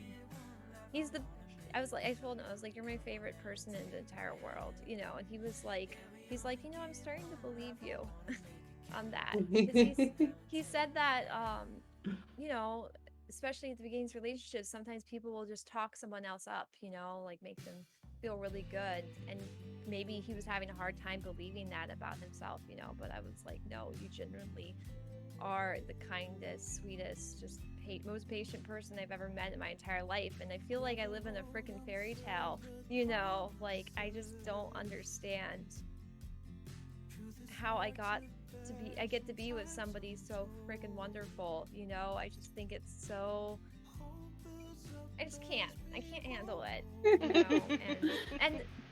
And that's not to say we don't argue or fight, and by argue or fight, it's not like we yell at each other, you know, but like we disagree with each other, or we do things that might hurt the other person. But like he was really he was being like impatient yesterday, because he was performing in one of these master classes for like this really good violist, and he was really scared because he had never performed in the space that he was in before, because it was over Zoom and he was not at home. He was at some random person's house because I'm dog sitting, and I had like set up the space and lit it and made sure it was good to go, but he was feeling so short, you know, because he just was so nervous, and he was kind of short with me. And I was like, I'm gonna go take care of my dogs, and like I'm gonna come back.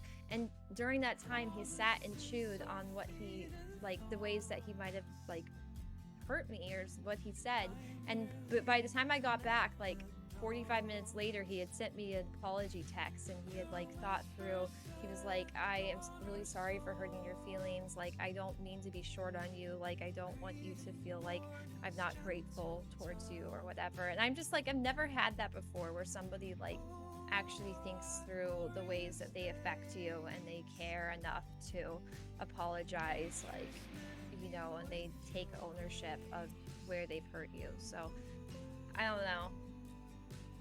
It's a lot, but yeah, My little gay heart is very overwhelmed. So cute. So yeah, cute. I just can't. Like, I don't think anyone else is ever gonna be able to match this, because like he's at the bar like way up here, and I have no idea how I could ever reach that again. It takes two to tango, though. I think that says something really special about you two, Em. Like a beautiful relationship like that. It's a partnership. So there's a mutual level of support and love, and yeah. Most definitely. Wow, that was beautiful. I think we're all swooning. I think everyone is just like collectively. Okay, but he's also hot as shit. So. Okay.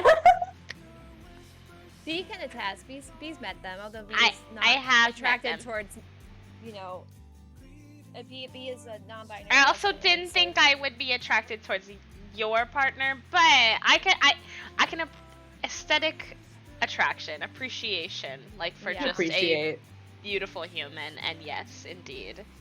I think also it's just like watching someone you care about, so like me watching you, like I think I really enjoy like getting the opportunity to watch you be so happy with someone and them treat you right, especially as someone who grew up with like a really terrible model for what relationships supposedly looked like.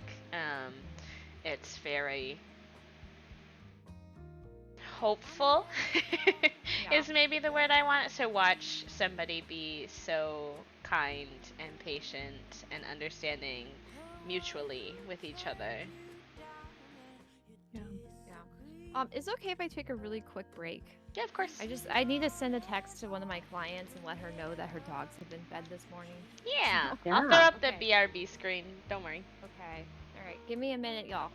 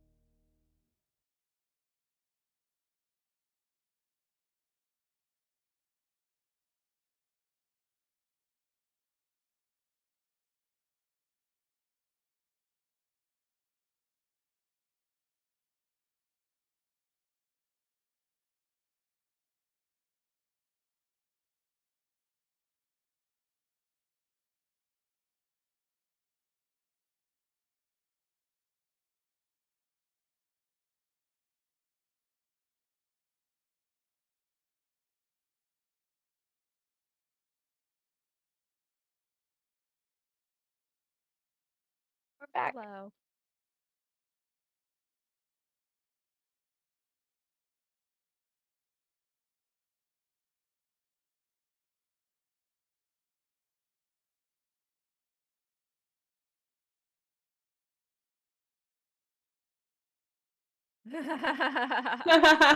Oh my God. Okay, okay. I have a funny story with that. So my partner's teaching me cello, right? Like I'm relearning it. Sammy, oh my God, Sammy needs a break too. There says there's no audio. Okay, they can hear. Okay. I fixed it. It was just my audio. I keep forgetting to turn my mic back on. Oh, okay, okay, perfect, perfect. So my partner is teaching me cello, and he practices what's called Feldenkrais, and it's kind of a different way of moving your body and not being, using your body in the most efficient way. And so that's part of what our this institute that I'm in is teaching me a little bit more about the Feldenkrais method. I'll put that in the chat so y'all can look it up yourself, actually, if you're interested in Feldenkrais. That's Feldenkrais. A lot of musicians use it, but it's a big thing about kind of noticing what your body does naturally and finding more natural ways to do things, but not like forcing your body to do anything, I guess, if that makes sense. But I know it's supposed to really help your nervous system. But so he was trying to help me know where to how to hold the cello in the most comfortable way. And he was like, okay, well, why don't you sit normally? I was like, you realize that I'm a bisexual, so normal sitting is not possible for me. So I had to pretend. It's a Oh really my good gosh. It's a really good. Oh, It's no, I true. dropped my mic. There's you're no okay. normal sitting when you're bisexual. It's shrimp or legs up. There's really no in between.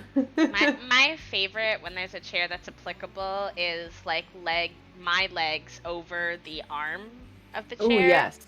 In, That's like, a good one. sideways. Yes. Just the worst way you can contort your body, really. It's just the best way to sit. And then I'm like, why do I have chronic joint pain? No explanation. Couldn't explain it. There's no reason. It's a mystery. It's a Never know. mystery. The way of the world. Yeah, but apparently normal sitting is, with your feet flat on the floor in front of you. Okay. Apparently that's what people normally do. I don't know. I've never heard that. I don't know anything about that. This seems so foreign. I don't like it. I don't like it. All right. So I know that I am wondering. I'm sure there are others as well. I would like to go back to the cult. I have questions. I have questions. So sort of a two-part question, because I mean, feel free to dive into as much depth as you are comfortable, but hopefully this is an okay question. How did being part of the cult change who you are today? And what was the transition like for you in, transitioning out of that part of your life? Yeah. Okay. Well, first of all, Sammy, get off of me, please. Good Lord, I can't do anything normally with this dog around. Someone asked in chat what cult. So if before you can dive in, it would be maybe good just to give a little. I know you talked about it a little bit earlier, but a little summary of what it is. Okay. So in my town, there's this religious organization called Xenos. I know it sounds really weird, because that name is really weird, but it's intentional because Xenos meant not of this world, so they were trying to show that they were different. It came from a word in the Bible that's similar, and it was talking about how we're like strangers in this world, like Christians are strangers or something. So I joined this cult because I was really lonely. I had again, trigger warning, I had 2 eating disorders growing up. And one of them was very damaging to me, and it tore up my stomach, and it really affected my body in just some really intense ways. And I was really lonely because it was embarrassing, and so I kind of withdrew from like some of the friendships that I had developed over the years and was just sitting in my basement playing Sims by myself all the time. Yeah. My brother and I didn't have a good relationship. I have two brothers. The middle one, Richard, and I didn't have a good relationship growing up, and he was just kind of not very kind to me or anyone. And he ended up one day meeting some people at school, and he started hanging out with these people and like became their friends, and like the transformation in him was like wild to me. It was like so different because he suddenly became this nice person who cared about other people. And so I thought, well, if his friends can make my brother, who was just this cruel, mean person, kind, then it must be really good. Like, it must be a really good thing that he's doing. And I was so lonely and I wanted friends so badly that I decided to go out to this group with him and meet these people.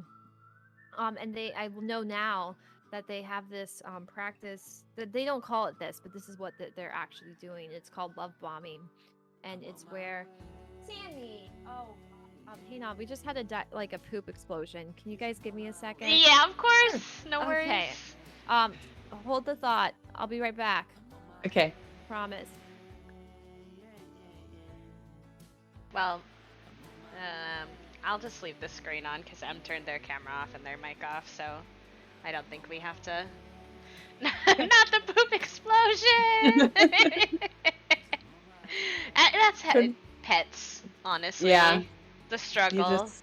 Sometimes there's nothing you can do. Sammy really said, "You won't let me be the star of the show by getting in the camera, so I'll make myself the star of the show." Annie, not the It's Poo Poo Time! Those are Claire Witch Baby. There's the It's Pee Pee Poo Poo Time, but Annie used just the It's Poo Poo Time. Oh my gosh, that's so perfect. Yeah, Sammy said I'm the star now, actually. Interview me next. Me now, immediately, I demand attention and I will get it by whatever means necessary. No chill. No chill. Let me get some Taz Kabaz toilet papers in the chat. Seems relevant. Oh, that's good. So how are we doing after Friday? I'm good. It was beautiful. I don't know if it's just me, but I don't like, well, I don't dislike it, but I'm not a big fan of small talk. So for me, these kinds of conversations are like, they give me energy, you know? Yeah, they're feeding. For sure. Because of the way the cameras work, you look like you're in M spot right now with the names, but it'll go back to normal one. It will. It's okay. Because Discord prioritizes like the videoed speakers, so you got moved. It's fine. It's fine. How are you feeling after Friday, GP? I feel good. I feel the same way. Like, I always feel like during a really emotional conversation, of course, I feel like maybe a bit tired after, or a bit like I need to just sort of, take some time to reflect and be alone. But the aftermath of that is always like, I feel inspired. I feel refreshed. I feel a new sense of purpose, and that's definitely how it made me feel. And I'm like you, like, I'm really not a fan of small talk. I feel like I exchange pleasantries when necessary, but especially now that I've been inside for a year and a half, I don't ever want to have small talk again. Yeah. Just want the good conversations. Yes. That's where we find our everything.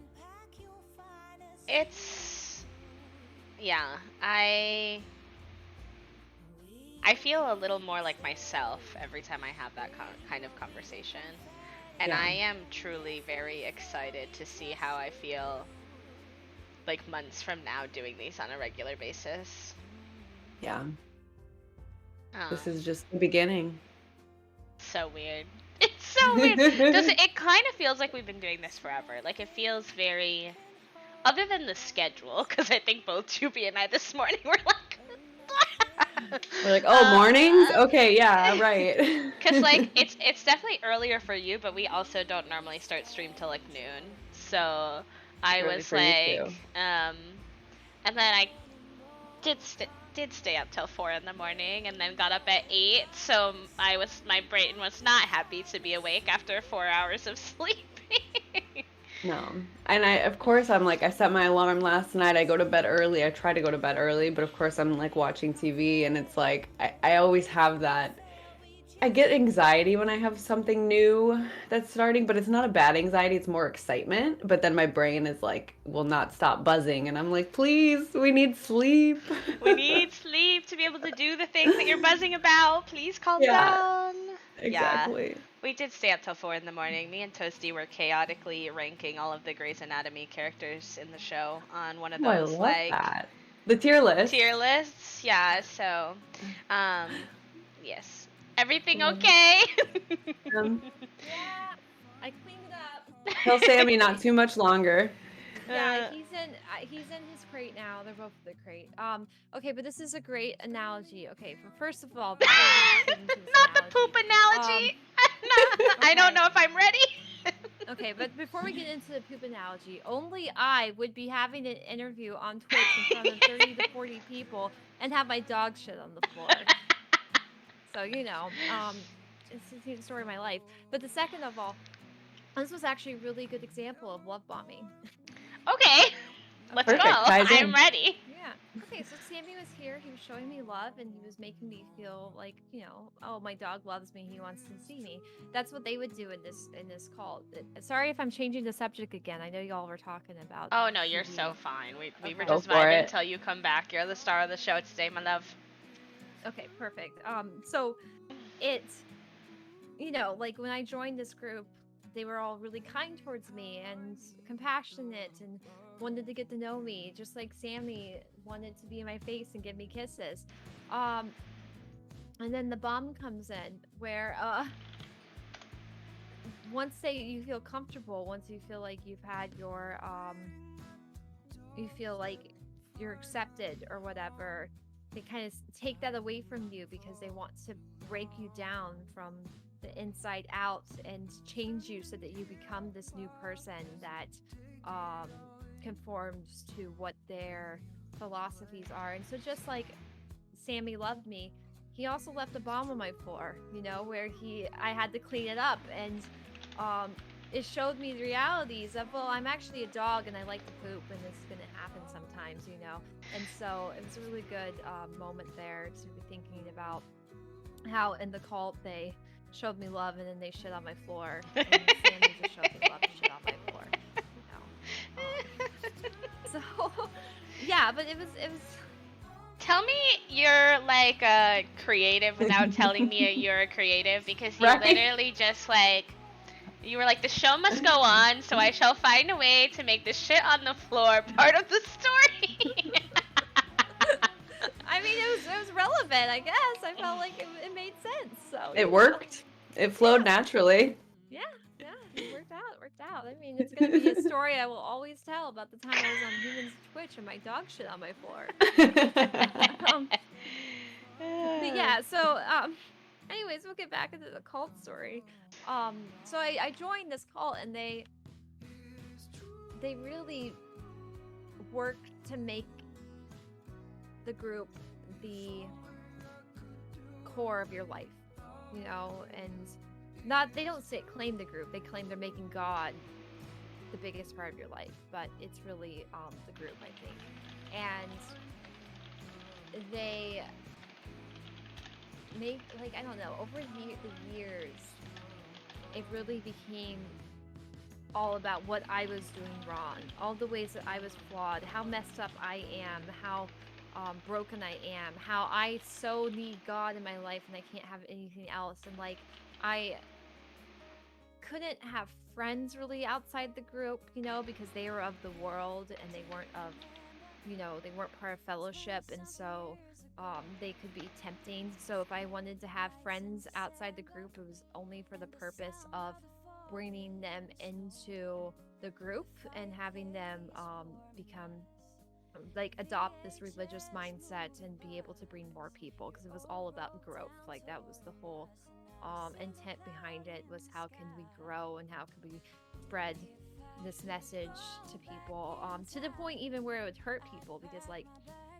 my parents are really staunch atheists. Like they're so like they don't believe in God, and there's nothing wrong with believing in God, but I didn't have a very good relationship with my parents for many years because the church would tell me that I have to go in and try to convert them, basically try to win them over, or they were going to go to hell. And they believed that we would be unfulfilled and unhappy out in the world, that we would be like living and doing the devil's purposes, and not doing like God's plan. And that I don't know, like it basically, like they made it so like my whole life was them. Like I would go to this church 3 days a week, and then I would meet with somebody one-on-one, and I would have to hang out with people, and outside of that, and then if I met people outside the church, it was for the purpose of bringing them into the church. And I couldn't date outside of the church. I had to date people in the church, and I couldn't have sex before marriage, and I couldn't do anything really. Like I had to live there, and like by the end of it, they had software downloaded on my phone to make sure that I wasn't watching porn or doing anything suspicious. They would get regular reports about me. Like it's really hard to describe the extent of the pain that I underwent in this group, and the extent of the abuse that they've inflicted on me, and they inflict on themselves and each other and new people all the time. I just know that it really destroyed my life for a really long time, and I was really sad and miserable and lonely and heartbroken just constantly in this group. And leaving it was very difficult because my brother was in it still, and my brother's still in it to this day. And because they cut you off from everybody else in your life, it's very difficult to be able to return back to normal living and be able to have friends and to be able to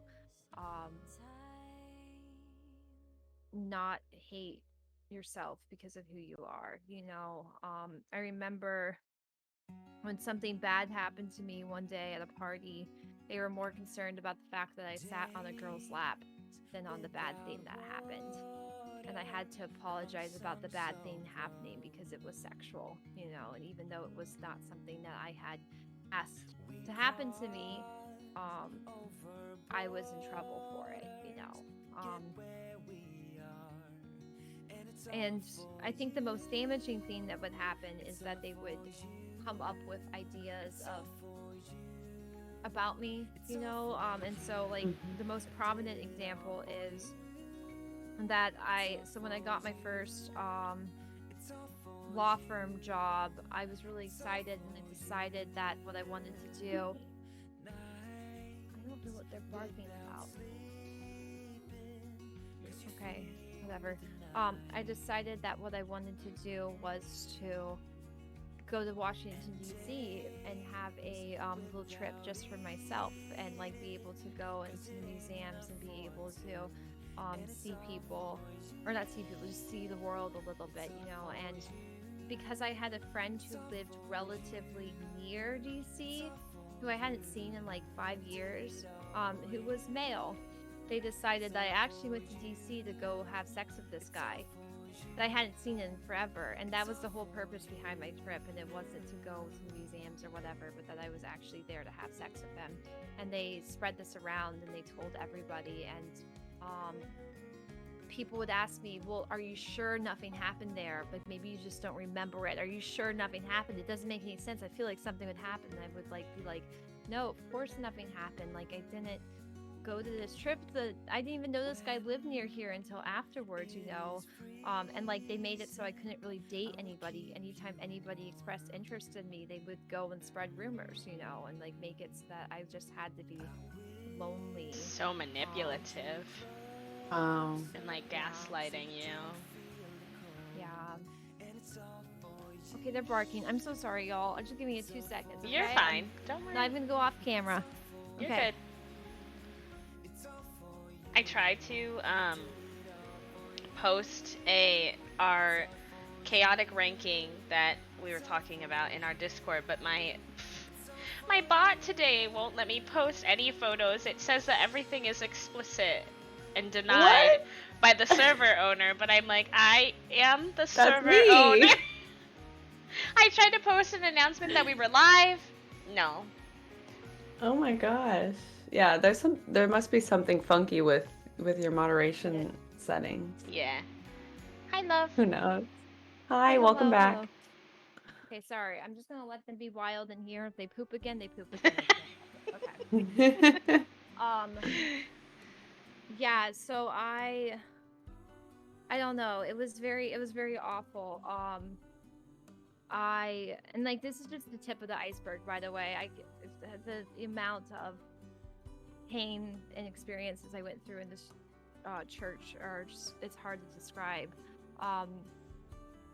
But I know that I had a really difficult day one day. I'm going to tell you how I left, if that's okay. I had a really difficult day. I felt really lonely. I felt really sad.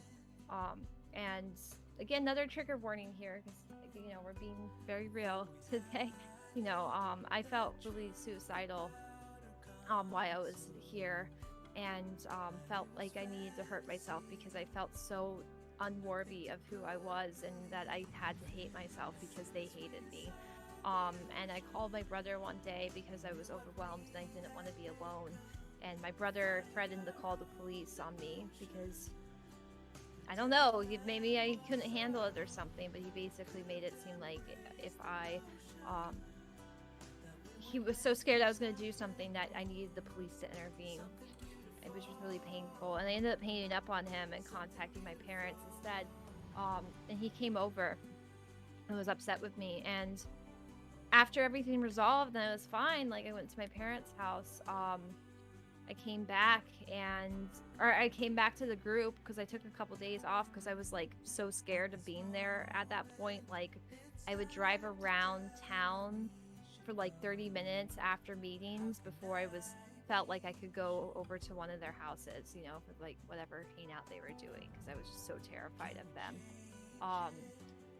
But afterwards they called me upstairs to have a chat, you know, let's talk, and they basically decided that I was threatening my brother by feeling suicidal, you know, and that it was a threat and I was doing it for attention, and that there was something deep inside me that I was unrepentant about, something that I had to get right with God. And they decided that they were going to ask me about it at every single meeting I ever went to, and that I couldn't be at these meetings without them asking me to what I was unrepentant about, you know. And so I ended up deciding to never go back because I realized, and also they said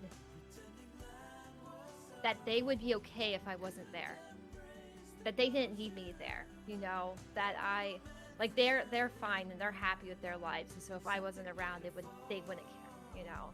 And I was like, you know what, fuck it, you're right, you wouldn't care because you treat me like shit, you know. And I was like, that's all I need. It took me 6 years, but I was finally able to stop going and take my life back, you know. And it was extremely painful and extremely difficult, and I really am still really hurting from that experience, but I'm really thankful that I'm gone, you know. I'm thankful that I don't have to go through that anymore, and I would not wish that on anybody in the world. That I knew how to talk about it more, because it's been something that I feel like I felt like I've held in for so long, and it's hard because like I'm still terrified of them. I'm still terrified of them seeing me or perceiving me or them doing something that's going to cause me further pain. I haven't talked to my brother in 2 years. We don't have a relationship anymore, and I can't even think about going back to any sort of church or anything like that because it's just so painful. Yeah.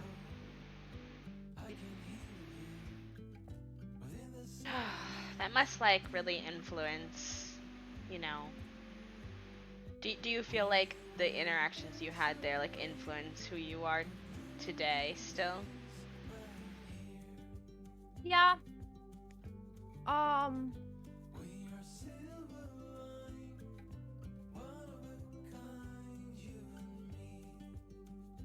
I think what it's taught me is compassion. To be honest with you, um, a, one of the biggest reasons that I got into streaming and into sharing kind of my life more online is that I understand what it feels like to go through painful things and to feel like there's nobody in the world who don't understand and who aren't able to, you can't relate to anybody. And so my biggest drive, I think, has to be compassion for people and allowing people to feel like they can talk about their difficult life experiences without judgment.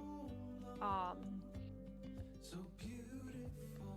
think that I didn't understand how painful the world was, even with difficult things that happened in my life. And I didn't understand how people will just use you, get every single thing that they can get out of you for as long as you'll let them, And I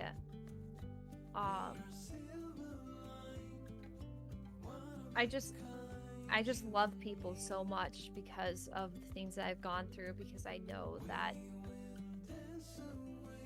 it's difficult, and I know that life can be really difficult, but that people deserve to be loved and people deserve to have lives where they're cherished and valued and cared about. And that I think that I would feel really sad if nobody understood me and if nobody understood themselves. Like I really want people to understand, like, if you're going through something abusive, if you're going through something terrifying like that there is a light at the end of the tunnel, because when you're in that situation, they make you feel like that's the only thing you'll ever be able to do, and if you leave, that you're going to have this life that's made out of despair, like that's going to be the defining factor. And I have been so much happier since leaving, even though I was I went from one bad situation to kind of another bad situation, just the ability to not have to be controlled by other people and feel like my life is defined by other people, and being able to define my life for myself has been so freeing and so wonderful. And I want everyone to be able to have that, That's why I fight as hard as I do for other people, and that I advocate for them, and I really care as deeply as I do, because I just know how difficult it is and how painful it is, and I want everybody to be able to have the support where they need it. That's beautiful. I love Thank you. I really love the way that you turned like such a difficult experience into like such a positive influence in how you treat other humans in the world. We talked a lot on Friday about how like people will sometimes like stomp on you, and it can create other people who, it can create a cycle, right? Mm-hmm. Where you were hurt in one way and you repeat that behavior against someone else, or it can do exactly what you've described, which is like encourage people to create spaces and be a human that does the opposite for people, like helps them feel really seen and validated. And y'all maybe don't know who M is, but I do, and I know they're doing a wonderful job achieving just that in the spaces that they hold. Thank Um, you. I don't know, Droopy, how you feel, but I feel like that was a wonderful, like, great ending to I end think on. so too. Yeah. Yeah, it feel like it really summed up sort of everything that we talked about today with them and their journey. And I think that um, I just feel when you're speaking, I feel this forward progression, and I see you going towards that light continually, and really reaching for your dreams and what you want and who you are. And I love that for you. Thank you. Really appreciate that. I mean, I I think this is why it's so difficult for me to accept help and to feel like I need things from other people, because I never want people to feel like I felt when I was being used and abused and hurt in all these different ways, and I want people to feel like they're valuable and they're cared for, and that that I'm somebody here who is going to offer them love. I never want anyone to feel hate from me, and I feel compassion for so many people. I feel compassion for the people who are in that group, because it hurts me that this is how they're living their lives, and that they don't understand how bad they have it, like how hard things are, and I just want people to be able to live powerfully, to go after the things that they care about, and to love the people that they love, and to care about um, everyone else, because I think that humanity as we always talk about how it's like a village, how we are all here for each other, and how we all care about each other, and how we're all helping each other. And I just want that for everybody. And if I leave this earth having given back to people and for people to feel seen, I think that's good enough. I think that's more than good enough. I think that's what I want to do. And that's what I want out of life, is for people to feel seen. So You're doing I'm the gonna damn thing, You're love. doing it. You say you want to do it, but you're already doing it. Hmm. yeah. Absolutely. I'm doing my best. I'm going through a lot and I cry constantly, y'all, but you Mood. know, I'm As we working on it. say, bye and ready to cry. Yeah, it's true. Well, and I just have the most amazing partner in the world who cares so much about me and who supports me and takes care of me, in so many different ways. And I can give it back to him and help him a lot. So, like, I really think that for one, I finally feel like in my life that things are going well, and like, yeah, they're really difficult, but I finally live somewhere I feel safe, and I'm with somebody who treats me so well, and I'm working on the things that I care about, and I'm helping people in the way I want to help them, and I just am so grateful for where I am today, and I just don't think that um I don't think I'd be able to have gotten into this point if I hadn't gone through some of the more difficult things, because I don't think I would have really been able to appreciate what I have now. Oh, you're such a wonderful bean. I love knowing you. Y'all are so sweet. This has um, been amazing. yes. Thank you for, being brave. Like, it's a little intimidating. Droopy and I did like a little co-interview on Friday to sort of make sure that we were sort of experiencing what you all are going to experience as like guests on the show, and we were nervous. So Hmm. I am Yeah, sure Very you nervous. were, especially with being on a break, and it'd been a while since you'd been like on camera and stuff. So thank you for braving it for us, because you did a yeah. great job. Thanks for having me as your inaugural guest. I feel really Number special. one. Number one, no one can ever take that from you. I know, and you're gonna have so many amazing people on this show, and I think it's just gonna be so freaking cool. So I'm really excited for you. Yes, thank you, love. All right. Thanks. Have a good rest of your day. All right. Thank you, Bye, Em. everyone. It was nice to see you. Hopefully, I'll be back on Twitch really soon. Yes, go show them some love. Yeah, follow me on Twitter because that's going to be your number one resource for what's happening in my life. They're So. the same on Twitter too, so let me put it in. Let me put it in the chat. Okay, because I'm hoping to come back probably with Animal Crossing is my guess because my Oh, partner is yay. playing it for the first time and he's really funny and he just plays it like it's supposed to be played where he's vibing and running into things and fishing. I love that. I love think the it'd be joy really funny, so. coming back into the baby game. Yeah, for sure. Okay, bye. Friends. Bye, Em. Oh my gosh, thank you all, like everyone who's watching, for spending time with us this morning. Oh, our cameras, because of the, hold on. Please, I forget that it breaks it when you,